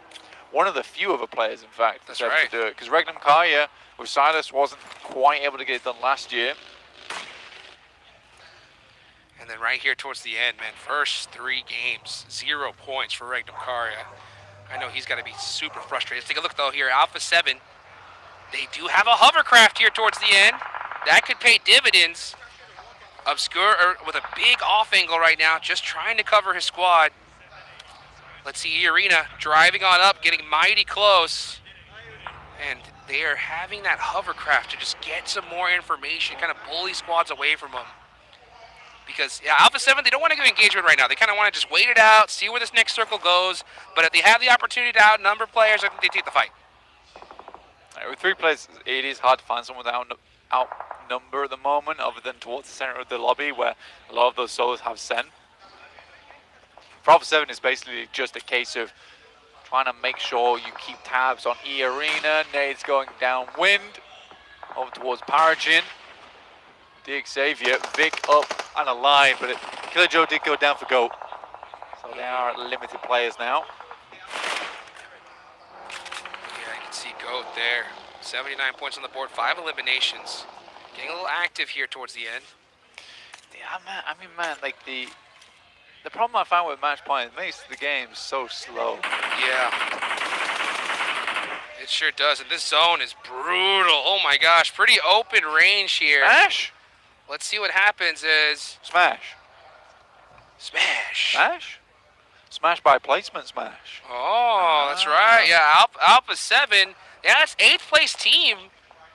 I think they just got to out-survive 1 squad, and that should do it. Yeah, I mean, they're in 8th now. This is where you get the first placement point. That's you right. Get 1. Everyone's looking at me in They locked it elation in. right now. They're like, wow, you figured that out. You're a smart cookie, you. Well, Alpha 7 have done it. They are going to be officially in that smash zone. We could have, if they win the next game, this is all over. Yeah, but they still got to win. It's 1 more game to win. That's right. We're currently in match 3, so we can do it in match 4 at least, which is nice. Gives them a couple more times to do it. And again, even Barney, who is now on our desk, was saying yesterday that for Alpha 7 it was a masterclass over on Arundel. They have one last time to show us who's Gordon and get it done. Arena, a lot of nades. Alpha 7 look to pincer now as well, our Dukes. They're getting active. Here they go. They sense the third party. They are on that hill right now. Joker with a nice nade on to win. Yeah, they're going to definitely push this one here. And Alpha 7 should be hungry for this third party. Are they going to make that push, though? Yeah, look at this. Flash just on the drive, trying to survive this, running through so many squads. And now E-Arena are getting into it with Alter Ego. Oh, no. I mean, Thunder Talk and DRX taking shots over towards Alpha 7. Again, why are we pushing into the circle here? That's like such a free fight to take over towards E-Arena. They could have pushed so much earlier, create some real issues. Instead, man, the coaches have got to stop talking to these players. Yeah. before the next day. This is unbelievable. Well, you saw it there, folks. They didn't have to wait for that placement point to be put on the board. They get match point. AJ gets a knock onto Obscure, though. They realize it's Alpha 7 here. All eyes are on them, and that's Alpha 7 out. I don't understand it. I don't think it's good. But I mean, Regnum Kai has obviously been affected by whatever pep talk they had, and that's in quotation marks. You didn't quite grab that. I know I'm not on camera, but you could. I feel like you could feel them. Yeah. Feel those quotation marks. So Yeah, I don't know. And those are bold quotation They marks. really were. They that's for really sure. were. So yeah, I think for Alpha 7 as well, the Alpha 7 I know would not do that. They would have pushed that. For sure. For 100%. Without a doubt. I Because think usually they would just clear space, take the arena out. Yeah, they might lose that fight, but the benefits far outweigh the negatives of just going for a push towards the center of the circle. You know you're going down, dude. yeah, and it makes total sense too, especially if we do end up going the full 6 matches Yes. here. Because, you know, that could have been the play that decides first or second when it comes to points total, you know, so Yeah, I mean, if someone's on your team being like, oh, we've hit 5 points, we've done it. You have you not. have not done it You yet. have not done exactly it. right. Like, Yeah. you need all the points you can grab. Towards the end of this game, you should have been looking to get more on board. And they could Again, have. how did RCB lose last year? To points. Oh boy. Will this be that mistake that costs them later on? They have reached the smash zone though, so it looks like their playstyle towards that strategy of making it happen here. Oh, look at that! Krypton switching the seats, trying to put Turney K in the blender. Does not work out though.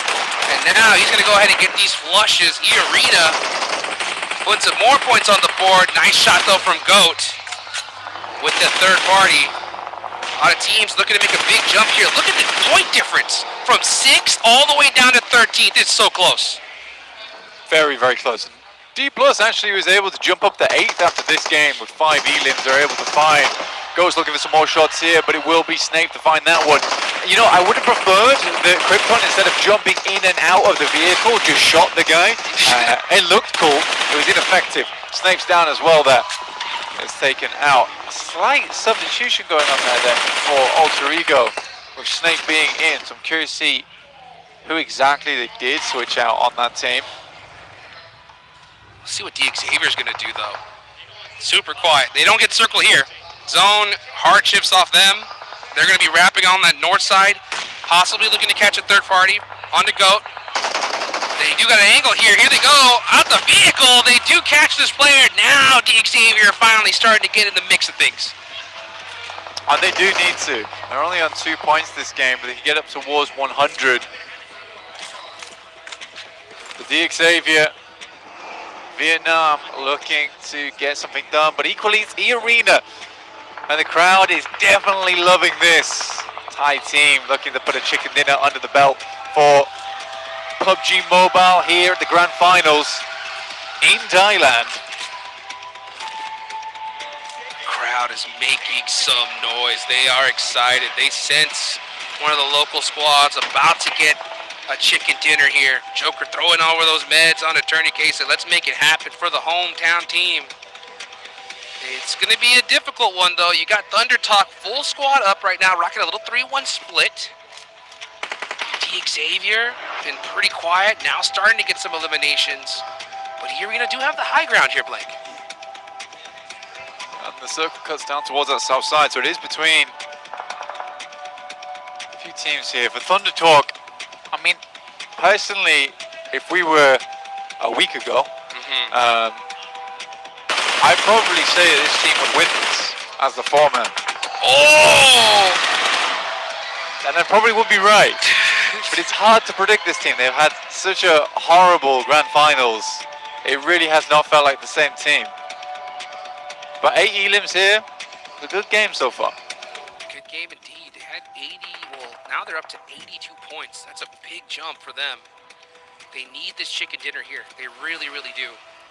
They're on the south side position, and this could end up paying off for them, especially if Xavier start to get some eyes on the EA, but it looks like DX is just looking to kind of snake their way into the circle, playing it very quiet, while Thunder Talk, they're not leaving anything to chance. Yeah, those nades are close. Those nades were hella close. Joker, though, looks over towards Xavier, making the crosses. Great shots from Turney K. 2 players going extremely low here. Parajin pulls the pin on the grenade. His team is falling rounded. Now we're going to see a big nade come on out, and look at that, Joker getting knocked. Parajin keeping himself alive here, and now Thunder Talk are on the push. They know these teams are down and out. They're getting that chicken dinner. They are not wasting any time. They need every elimination they can get, and that is it. Thunder Talk pull out the chicken dinner with some serious eliminations. And with how close the lobby is right now, Thunder Talk are back in the Thunder conversations on the leaderboard. A really nice finish there. And again, it felt questionable for me to predict that team towards the end there of that game, just because of how they played. But I'm telling you, about a week ago, they were an insane team. Oh, without a doubt. Without a doubt. And you know what? They're showing up right on time. Couldn't have picked a better moment to get such a big game. They need a little bit more. They only need a little bit more. But Alpha 7, they're in that smash zone, Blank. So right now, they are still the biggest threat in this lobby. Yeah, that's probably the biggest point that we didn't really bring up there, but we were very focused on the game towards the end. Look at that. Thunder Talk with the cats as well. Yeah, that's my kind of team. But yeah, Alpha 7 back in the running. They're at the top, 127 points. They're on match point.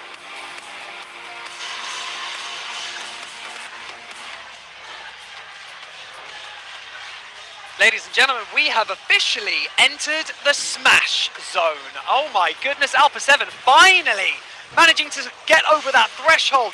It only took them 3 maps, gentlemen. What is going on, 7? And it looks so sketchy for Alpha 7. They end up going towards Novo. And out of all this stuff that I've been saying, I was hoping I was going to be incorrect, Max, but that is not the case because they had another squad just waiting for them. None other than Kara on the Eastern Bridge. The bridge camp, Carrillo just goes for it, gets eliminated. But for the rest of the squad, they're able to step it up and get that match threshold. I think Caro were hoping it was going to be APG. We're like, is that Alpha 7? They don't usually drop Novo. What's that about? And actually, they dropped Novo, trying to maybe avoid a little bit of a drop clash because DRX, they went Kameshki northeast next to Stolber, and I think that was an attempt to try and actually go for Alpha 7. I think it was a targeted play. I'm like 90% sure that was the intent, but unfortunately they weren't there. And later on in the game, Alpha 7 find eliminations onto DRX, so a little bit of an Uno reverse card there. Now you say 90%, I'm gonna bring it up even more.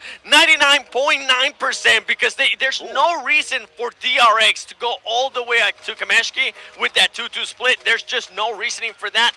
I mean, great performance in regards to DRX, wanting to maybe try to catch Alpha 7, and good adjustment from Alpha 7 being able to just readjust to what the lobby is currently giving them, which is everybody wanting that top spot. So I'm looking at this game actually for Thunder Talk. By the way, congratulations Thunder Talk. Let's talk about the win a little bit here. Is it a little bit too little, too late, PT? Yes. See what I did there? Do you like it, guys? See, the jokes are starting to flow. Hot jukes, please.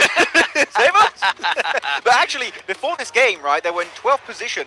And the point gap was not that big. So actually, I'm really wondering here, Barney, can they make an ascent maybe towards a top 5 position? Winning it all is going to be tough, but top 5 is in the cards for Thunder Talk. Almost top 5. Also, we've got to mention a little bit about Alter Ego at the moment. Yes. Not exactly having the most amazing day, but still managing to stay within that kind of top 6 right now. And you're looking angrily at Max, and Max is looking scared. I'm just looking at Max because Max was pointing out something to me that I didn't even notice before this match or at the start of this match, and that is Alter Ego once again has done a roster change, and it's maybe a roster change that Max might not be the biggest fan of. Look, I don't have an issue with Moana in particular, okay? You know what, maybe a little bit. I want Alva to play. Sorry, ever since Pmgc, Alva has been an amazing setup player. I wanted Snape to come back in, which he did. I think the getting rid of Alva here in priority of Moana is definitely a big misplay, team rotation-wise. I think the core should not have Moana on. That's my personal opinion. They at least had 4 players alive at the end, and I'm digging a hole right now. I'm just going deeper and deeper and deeper. I think that the rotation, it keeps changing. Maybe they should stick to a core 4 and just go for it the entire tournament. I would definitely have to agree with that. Hopefully they end up staying with the core 4 because some stuff was working out for that squad. One thing we got to talk about out of all this top 4 squads has to be DX, because DX has not been favored by any of the circles. On day 1, that was the main storyline. This team just keeps getting those fed circles. That's not the case now. Just keep looking at what DX has to do. The circle keeps going away from them. And something else that I want to point out from DX is I love the 2-1 split that they did when they wanted to get the last player from Go Gaming later into the match, with Pubg being the active player, the off-angle player. Great plays from DX, completely different than what we saw in day one. By the way, I just want to say on this rotation, Thunder Talk barely moved since Circle 2. That compound locked down the entirety of that match. But no, really good point on Xavier. And let's not forget, they were in first place going into day 1. Yep. Day 2, they dropped down to 7th position. Are we going to see a little bit of a yo-yo effect here, going back towards the top of the rankings? Definitely a possibility, getting 10 points on board. But what really matters here, of course, is Alpha 7 getting the 7 points here. Well, they needed 5. They got even more than that, 7 points to make sure they enter the Smash Zone.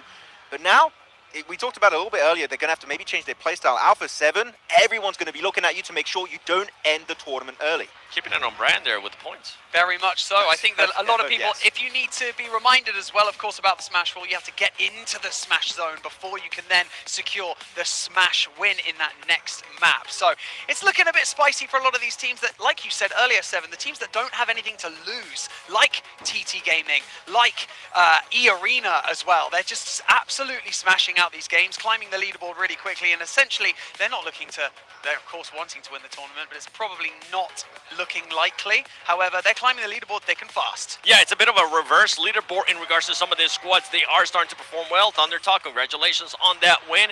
But then we saw there on the match ranking, APG really not able to do much. Then you have Regnum, which I mean, Regnum, I think Blank and you, Max, pointed out too.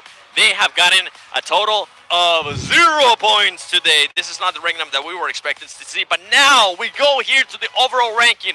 Alpha 7, 127 points, and what are you saying? What? Thunder Talk's on Thunder Talk. 12th position, up to 6 rank in one Yeah. singular chicken dinner. It was so close in the middle pack of the leaderboards. I didn't expect that big of a jump up. 95 points. Actually, I think it was not that far. Jukes. I think it was Jukes that was saying earlier, from 6th to 13th was only something like 10 points. So Yeah, there you have and it. it came into effect, right? And actually, right now, that's not a big gap between themselves and the top 3. Podium position, maybe not even just top 5 here. Top 3 is going to be a possibility for Thunder Talk if they keep this momentum going. I'm going to be looking at those squads that are currently 2 to 5th place because, I mean, even if you go all the way down to DX, that is just 22 points away from the Smash threshold, which could be doable with the way that this squad is currently playing as well. And you just mentioned it, Thunder Talk. I mean, the crowd is getting lively. Everybody's starting to back them up. We have seen China being able to back up, and I know you're currently looking at Regnum. What happened with Regnum? They were... Thank you so much, gentlemen. We are going to now head over to a very quick break. We'll be right back. Don't go anywhere.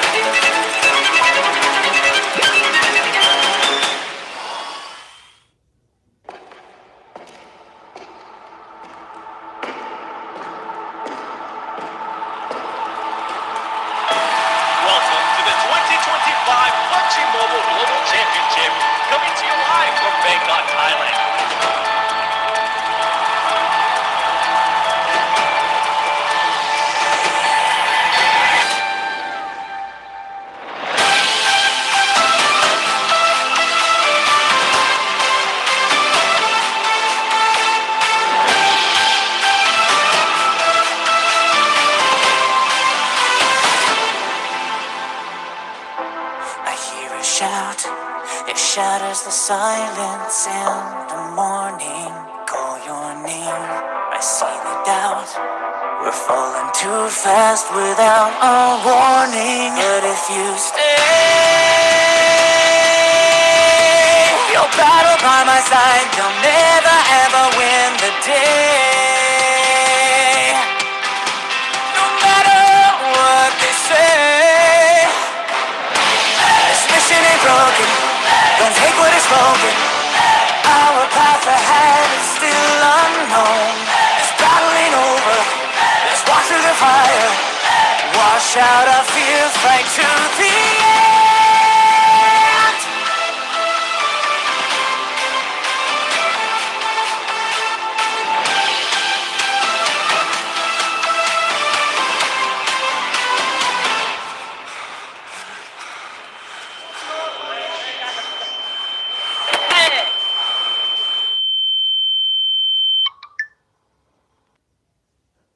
Here we go again.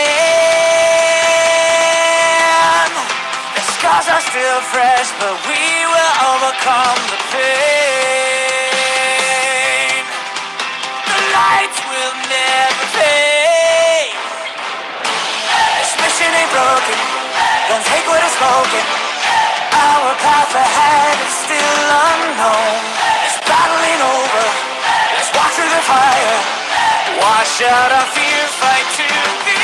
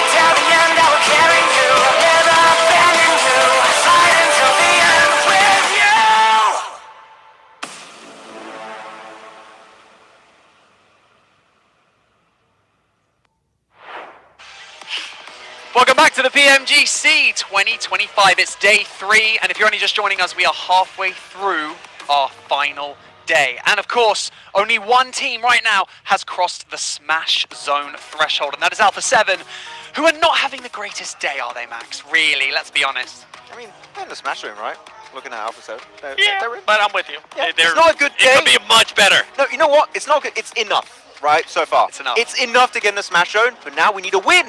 And enough is not going to get you a win. That's unfortunate. Well, we got to talk a little bit about the phone that, of course, everyone is using right here, right now. So make sure that you check out the Infinix GT 3D series. Right there, you can see it in front of your face right now. It's the official gaming phone of the 2025 Pmgc, engineered for precision, performance, and victory. So make sure that you grab yours and start to outplay the rest. And with that being said, gentlemen, as you take a lovely selfie with it, look how beautiful that phone is. We've got to talk a little bit about what we've just seen in that match. We discussed it a bit. DRX managing to try and crash the party of Alpha 7. Alpha 7 still managing to cross that threshold, but is there a little bit of beef starting to form here, or are they just trying to eliminate them and then Karma bit them, didn't it, afterwards? I think it's just a team trying to stop them from getting into the threshold. There's no beef, it's just we want to also be the champions. That's what DRX is currently saying and wanting to happen. But Alpha 7, yeah, I'm with you. I don't think they're currently having one of the best days. Yes. But I am glad that this team was able to bounce back and stop that downtrend momentum, because usually for this squad and for these players, and I'm talking about specifically for Carrillo and Rebel, they've been in this position before, and if it keeps going down, then they start doubting stuff, and whether you want to believe it or not, even the best athletes in the world do end up getting into their heads. Hey, Alpha 7, listen to your coach over here. Don't smile on day 2. Don't. It is not good. It never works out for them. But it's also been a really big drop-off looking at Regnum Karia. They fell from 4th position at the start of today down to 10th, putting a little bit of a reverse Thunder Talk, kind of, because as it's been mentioned many times today, it's so close in the middle pack. One good game or one bad game can all give you a good opportunity to jump up the rankings or fall down, down into the abyss. And I know that we don't talk about it enough, but prize pool difference between jumping from somewhere like 10th all the way to up to 5th or 4th is exponential. But at this point, you know, one of those teams as well, D plus Kia, they've been climbing that leaderboard as well. A horrendous day one. You're looking at me confused, Max. Do you feel like they're not climbing that leaderboard? I feel like they're having a pretty good day. I'm just thinking about my next point right now. I always look a bit weird when I'm not on camera thinking about what I'm going to say next. But no, D+, we said it early on the pre-show. They won every single last game of Pmgc for the last 5 days. If we do have a Miramar, if we have a second Miramar, hey, that could be a big comeback. But the win, I still feel like it's kind of hard to achieve. Yeah, I mean, with the way that the leaderboard is currently working, we would have to see some more of those bottom teams actually outperform the top teams, make sure they eliminate them, and give them the opportunity to actually fight for it. Given the opportunity to fight for it, APG only need a few points to cross that threshold. Are they going to be able to do it? Let's head over to Jukes and Blank to take us into our final Erangel of the day.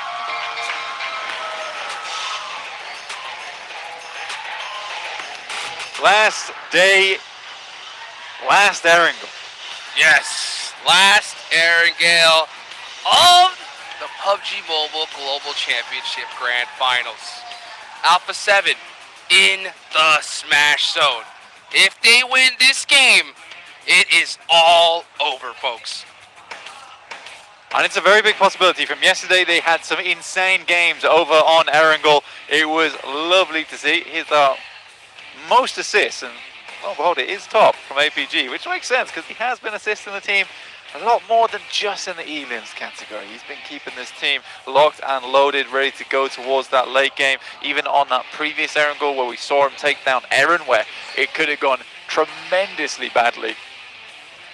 Yeah.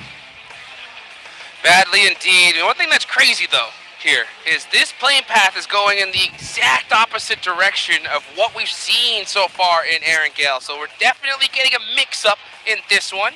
Alpha 7 are going to have their North George drop. So that is their house. They're going to be set up in this match here. Let's see if they're going to be able to use it to its full ability. The fact that this is a North George circle and, right, it's in the first zone, everybody's going to know where they're at. I'm kind of glad though. Alpha 7's like, well, this seems like a regular circle. Let's just go to our regular spot. Yeah. Okay. This feels like a win to me. I'm calling it now. This is Alpha 7 win on Erangel. They're getting it done. Up towards that north side. It's a perfect start. And this is where they just need to play how they played for the past couple of days. Right? What they did yesterday was phenomenal. Nothing needed to change. But I think Smash ruling really does make final day so weird. Teams play so much slower. Teams are afraid to fight. Teams down towards the bottom are suddenly the ones that are taking all the risks. And teams towards that top side just don't want to anymore. Again, I joke when I say we need to stop listening to the coaches the day before the final day. Obviously I don't really mean that. Yeah. But at the same time, there is that small part of me that thinks that it is due to the Smash ruling, where you kind of want to switch things up. You kind of want to play a little bit slower. You just want to confirm over towards match point and then get it done from there. I don't think teams have figured it out yet, though. I really don't think they've figured it out. There's definitely something missing because I think you made an excellent point in the last game. Like, there's a big possibility we're going all 6 matches here, right? And if Alpha 7 in the prior matches were just playing just to reach Smash point and didn't capitalize on those extra points, that could have cost them the tournament. Yeah. So, I mean, it's a totally valid point here. You got to play your game, especially when you have an opportunity to put some big points on the board. You can't just kind of stop yourself because getting a chicken dinner in this lobby is still not going to be easy. Yeah, well, if we look at the past 2 days for Alpha 7, 115 points is where they ended, right?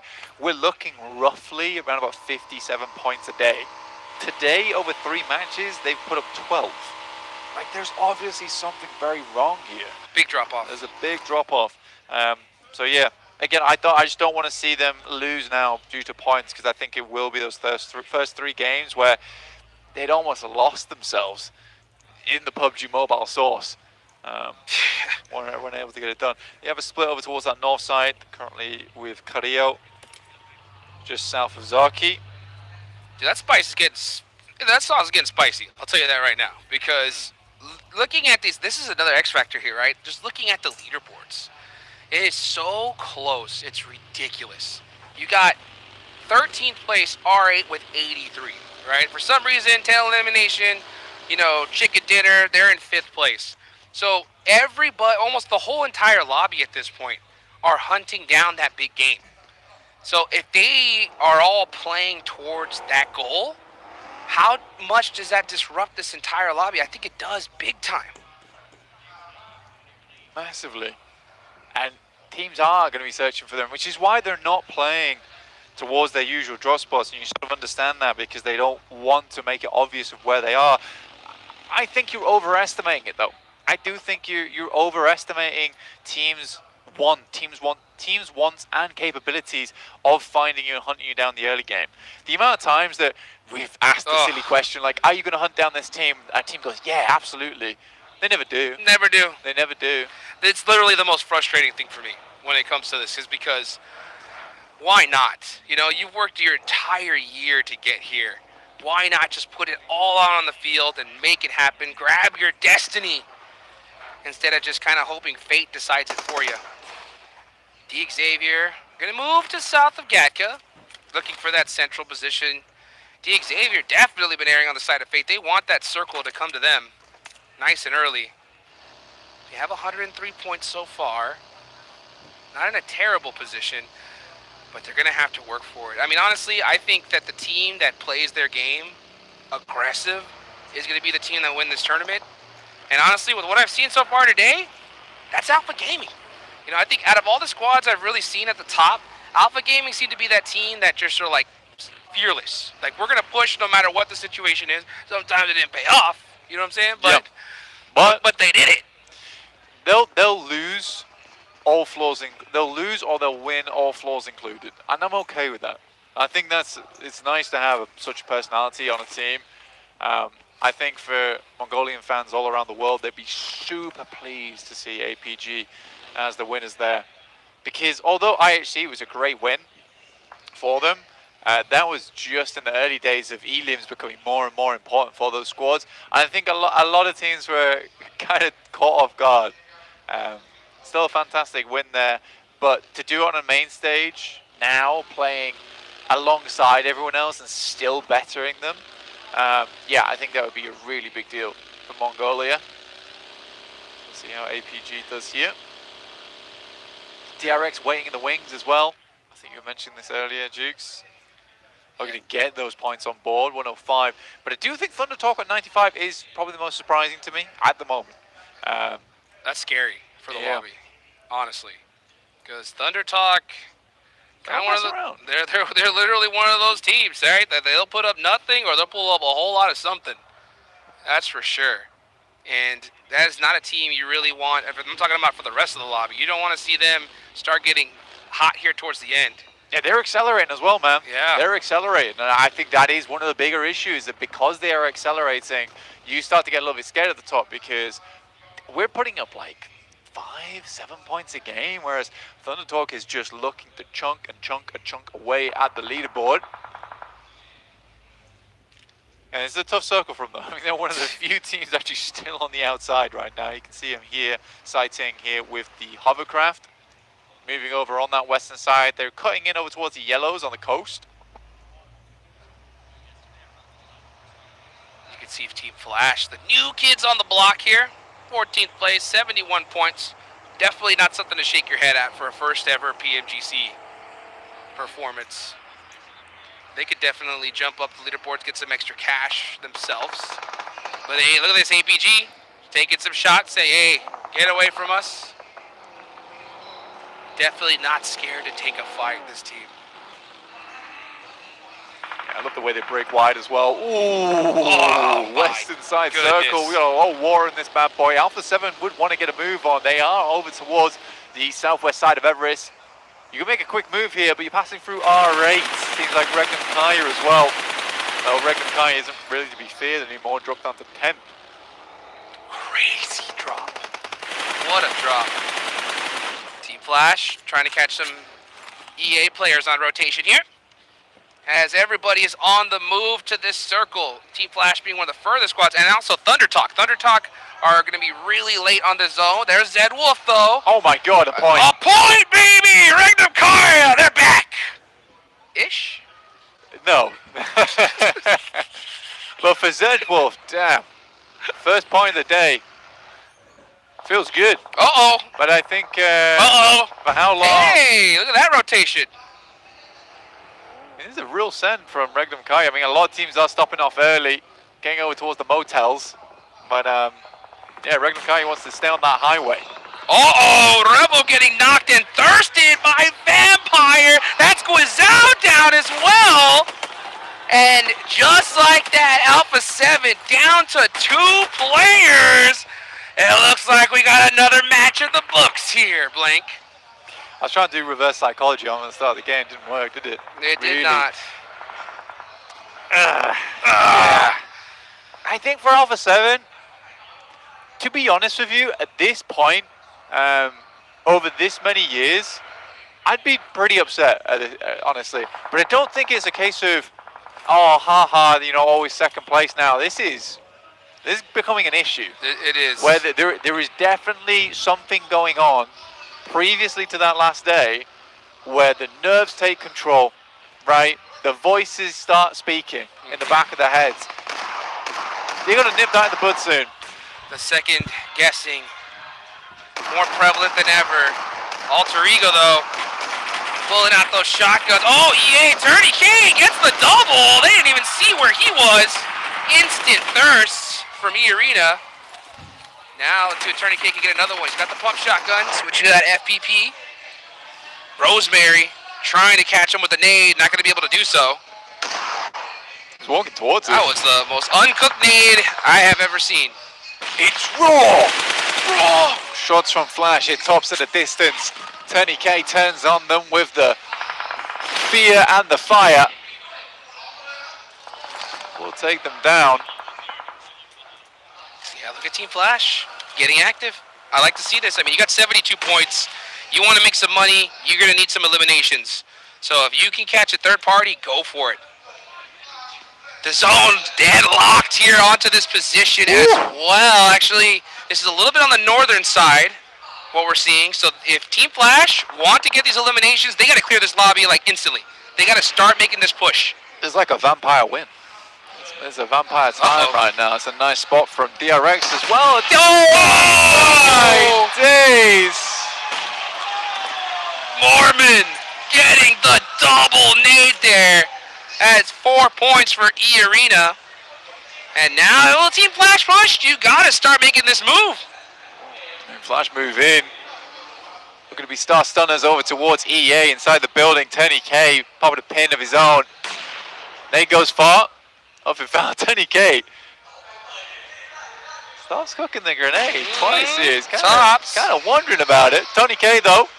Other Tony K, that is. Different K. That's right. Regnum Kaya locks the SG finding shots over to the DXA.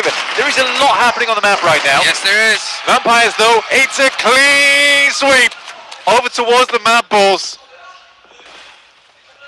Nothing to lose from this Vampire squad, and they are getting active. We're going to keep an eye out here on this Flash fight, as they are just so gun-shy here. They don't want to lose a single player, and I can't blame them. Meanwhile, we saw DXavier get knocked to some fall damage. That doesn't feel good. See what Tops can do. He's on top of the roof, trying to find some angles. I mean, look at this. Team Flash playing this so carefully with a 4v2 advantage. This could cost him. Yeah, Turdy K, if he hits this nade, that's going to be brutal. Nice shot. Nice shot on the win there. Starting to even things out. No way. This is good, damn. No way. Let's see what Turdy K could do. Oh, he gets knocked, though. And now it's just down to the last player. For E-Arena, it's up to Mormon. He can make some serious plays on his own, though. Let's see, he's trying to throw those mollies. That molly was just a little bit too far out the way, and now it looks like Team Flash are going to be able to get everybody up. Full reset here. Mormon's in trouble. Yeah, it's hella questionable. Honestly, the 1v4, it would be miraculous to happen. For E-Arena, just don't see it. Flash looking to finish this one out. Again, for the Flash right now, this is very much a case of them they should just be pushing. Yes. It's a single guy. Go, go, go, go. What are you waiting for? And now, look at that. That is it. You got Amori R8 taking advantage of Flash, just taking so much time to finish out this fight. Yeah, again, it's one player. You can't be dallying too long on the outside. You just got to push through because you know that people are hearing these shots. You know someone's going to come running soon. R8 knows they've cleared out so much of that northern space, so they can just make that crossing over towards the north side. Oh. The next circle, it is very Vampire-centric. Oh, Vampire's really good on this one. They are rock solid in this zone. Meanwhile, you got the duo of Alpha 7. Gonna have to push through Regnum Karya. You got Ulf, D+, everybody on the edge of the circle. Yeah, Team Flash just rotating and now away, just trying to survive. Took way too long on that fight. Thunder Talk. Rapid pass, Obscure's down. Uh-oh. Carrillo sending away. Tail between his legs. Oh my. Just about gets into the shack there. A little bit of safety, a little bit of shelter. For how long though? They know it's Alpha 7. Carrillo's stuck in the shack. He's got no vehicle. He's cooked in this spot. Nade in hand, gets popped back away. I think he's just preparing for the crash here, honestly. But for Even Alpha without 7, it, yeah. getting 8th place and upwards, it's still more points on board. Let's see what Alpha Gaming can do though, right? They're starting to catch up. 2 points on the board so far. They got the full squad up and going.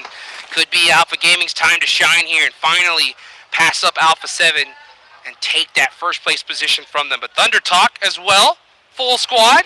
Zing on a crazy off angle in the water. He's actually on a swim right here. He's going hunting on some islands here, Blink. He is. I'm not sure what happened with Regnum Karya. Seems like Silas utilized some kind of method to whip the boys back into shape during that break. Hey, time to put some points on the board. I told you, right? 1 elimination. They're back. Now up to 5. Honestly, the rate that these games are going, it might just be D+ having another chance at that chicken dinner at the end of the day. It will likely be for a leaderboard placement, not the championship. Whatever, we get final Miramar. Always good fun. Absolutely. I'll tell you what, those Miramars are coming up. We are definitely going into them. That's a fact. So D+, always a threat in the last game. Still in 12th place, though. They really need a big game here to make an impact for that prize pool. But Vampire, I think, very happy to just kind of keep them at bay. They can hold that spot for now. Meanwhile, we look at Alpha Gaming. There's Yol getting another knock. Alpha Gaming, especially after seeing 3 players of Alpha 7 go down, keeping all 4 up, putting some points on the board is more essential than ever. They're getting close now. It's 6 points away for APG. 5 now with that next elimination. Sits them comfortably at 120. Ulf does go down in this game, 114. It's an unfortunate result because Max has talked about this as well, where after those first couple of strong games, honestly, Ulf starts to go downhill. And I think that Ulf has had this issue multiple days running. Flash to get tops into position. He is the solo dolo, but is not able to make it happen. Zia's going to see pick it back up, but nades are flowing over. Look at Marth getting some shots all the way from downtown. Flash really hurting this one. Still so early in this game, but this zone has been proven chaotic for so many teams. Oh, that's nasty. Dead center circle. Yeah, up towards that northern side, really not fun ground to play on. You'll see it a little later, but it's very, very open for most of our squads. You're probably going to be seeing a lot of wide wraps down towards the south side to try and control that. R8 can play up here for a while, but it's a question of whether you want to stick around there, because eventually, unless the circle keeps shifting over towards the north side, R8 will be in a bit of a pickle. Alpha Gaming also have that hillside there on the east. That could prove really good for them. Let's see when they decide to make this push, though. Meanwhile, yeah, Thunder Talk spending a lot of time here with Goat. I know that we had Zing, though, in the water. Let's see if he's going to finally be able to make that shot, find those off angles, and he does! So that island play working out big time for Thunder Talk. You got to keep every single player up, though. AJ is knocked, but Zing's off angle here, looking so strong. This is such a helpful angle from Thunder Talk. No points in the game just yet. Looking to find them here versus Go, and the fight is going fairly well. It's a question of whether they can maintain position, because Xing at some point is going to have to leave off this angle. Vic goes very low, Sighting looking to hold off the other player from Go. It's Killer Joe. See what Sighting can do. He's got that DBS locked and loaded, trying to get a little bit of free fires. Can he get the shot though? Killer Joe hopping in the buggy. He hears it. Now he's gonna go ahead and cross this ridge line. Gonna go and get those shots off. Gets a nice knock and gets the finish. Thunder Talk putting up 4 points on the board. Now it's time to start heading into that zone. I mean, to be honest with you, for Kara as well as DRX, if Thunder Talk hears this happening, they can send on over. And this would feel like a true Thunder Talk push, right? A full through Thunder Talk crash. And it'd be a great position to hold, because VPE, they're just sticking their nose in over here. They're not doing much of anything else. They're on the move. Xing already on the rotation, looking for that opportunity to third party this. Now this fight does start to slow down a little bit. That does make Thunder Talk second guess themselves for just a moment though. Meanwhile, you see DRX Hyunbin holding this corner. Full-fledged first person with the S12K, waiting for someone to break that door's threshold. Meanwhile, Kara, yeah, just waiting. Thunder Talk not able to catch that third party in time. APG over towards Regnum, but this is a reinvigorated RCB. The shots are good, but Regnum Karya's taking it just as good as they get. Meanwhile, Doc on the push. Now it's all up to Loxy by himself with a lay down, and that's Alpha Gaming taking out Regnum Karya. They finally put something on the board, but only 6 points so far. Doesn't matter though. They got the placement point. They're 125 right now. They have crossed the boundary. And APG are up for the smash next game on Miramar. Alpha Gaming now in that smash zone, and they are looking to smash the rest of this lobby here. Job's not done yet. Next zone about to go on that northern side completely all wide open. Zone does center up a little bit here. Kara are in this. Thunder Talk should have a nice path onto the circle. Funnily enough, I would say this is probably an urban finish. Yeah. It's kind of an urban finish with the way these buildings are set up. No one really wants to play on that northwest side. It sucks. It's not enjoyable. Thunder Talk could try and play this tiny hill that sits over towards the west, but it's not going to keep them up too much longer. They also already sent Xing out earlier to create an anchor point for the rest of the team, and he just got lasered. Yeah, instantly taken out. Carrillo's still alive in this match. He's holding that shack, but it's only going to be for a matter of time here. He's pretty much done and dusted. You can see Vampire keeping a great eye on him. So now starting to close, out in the smokes. This is just a free elimination for everybody, and I'll tell you what, Alpha Gaming will definitely take this one. He's going to get his 1 point. Little pre-fire there. Carrillo shimming and shaking, trying to at least get another knock, put at least one more point on the board for his squad. Alpha Gaming, the biggest threat to Alpha 7 though at this point. Yeah, I am surprised no one's taken too many more shots at him.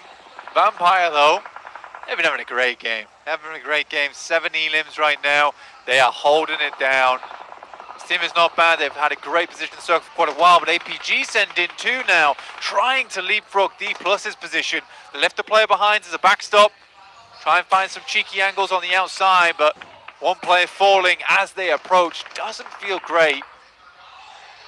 Nice couple days into that gas station there. Reefus trying to find another angle here. That might be good. Oh, does a little bit of damage. The Molotovs, though, from Doc, paying off big time. I know Maxman's happy about that one. Let's see, Reefus. Can he get the finish, though? Oh, my gosh, what a nade from Vampire! That came out of nowhere. Reefus is like, oh, I didn't like that at all. Yeah, I'm surprised. Lazarus does get taken down by Thunder Talk, though. That's a chance. That's an opening for him. Yes. But they need to send somewhere, right? They got to send somewhere at some point. Got to pull the trigger. You got to make the move. Look at this, Carrillo. Snake in the grass. Oh, getting shot now. In some serious trouble. Just trying to see if he can steal an elimination, but Kara ends Alpha 7 there. And now Alpha Gaming looking to pass them up and take that first place position. They can do it. They can easily do it on this game. Getting past 128 is not that hard right now. And it's almost as if Alpha 7 wants to keep the legend true, right? They just cannot win PMGC, no matter how good they are in the first 2 days. Their third day is just shocking.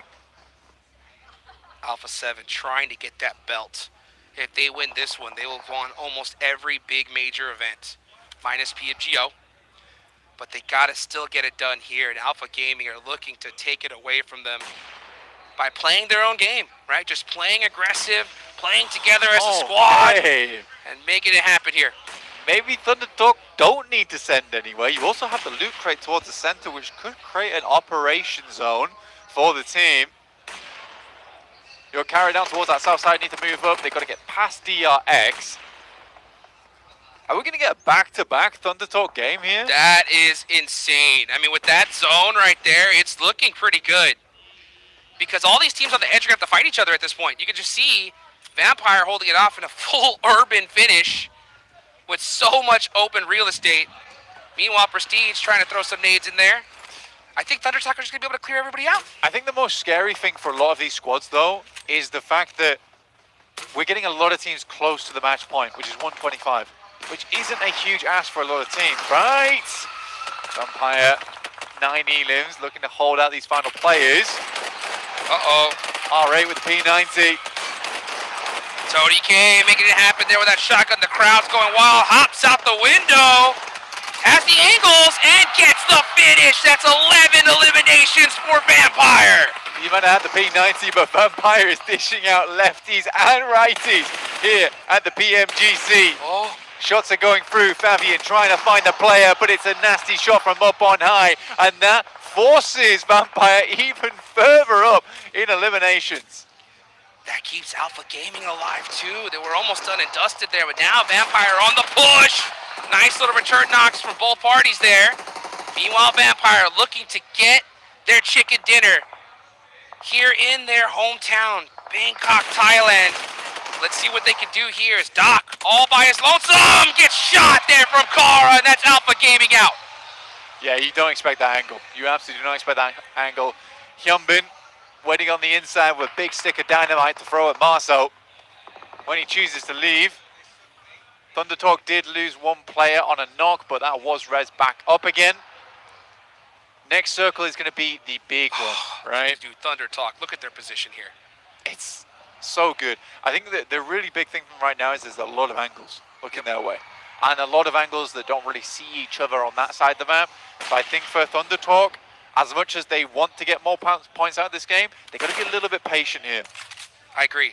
Take your time. Don't rush into things. Don't just try to overpeak that hill, get knocked, and open the door for teams to push up on you. If you just take your time, this should be an easy chicken dinner. Gotta watch out for Vampire, though. Vampire on fire here. They've got nothing to lose at this point. And you can see Kara trying to push out in here. Hyunbin all by himself for DRX. What can he do? It's a big tag of damage off over towards the CEO. Will swing back around this side, but Kara is having none of it. And CEO, who had such an impact over in their league stage, is able to put the final shot in towards him. Like I said, I think Thunder Talk might want to stop peeking for now and wait for this next circle to close a little bit. I think, honestly, Kara as well as Vampire are likely going to start taking shots at one another once this circle fully pushes them out. Thunder Talk don't need to take these shots right now. They need to wait for these high ground angles to disappear. Let the zone do the work for you. Let that be your fourth man. Hoser getting shot up, but to survive a little bit longer. AJ peeked it, and then opened the door for Vampire. In the vehicles they go. Oh, that shot They're though. sending it. Yep, They there are you go. sending it. Tony K getting stiff arm. Knock Kings down. One player up for Thunder Talk. Oh, he did do it again the rest. But now Vampire on the push. Up close and personal. The nades about to ring out. Thunder Talk are in huge trouble. Here comes Kara. And now back up against the wall. The zone, they do end up getting the knock. Sighting. Where is Kara? And now, oh, Thunder talked out Kara just waiting in the back line. Kara's just not pushing. There is a backline angle though. AJ will find one on the backside there. Now just leaves Red Bull. AJ solo on HP and a random tag will take him down. It's a 4 versus 1. Kara being so patient here, making sure they get this victory. Nice shot there from Red the Bull. finish. And just lets the Blue Zone take them out. Vampire putting up some serious points, but it's Kara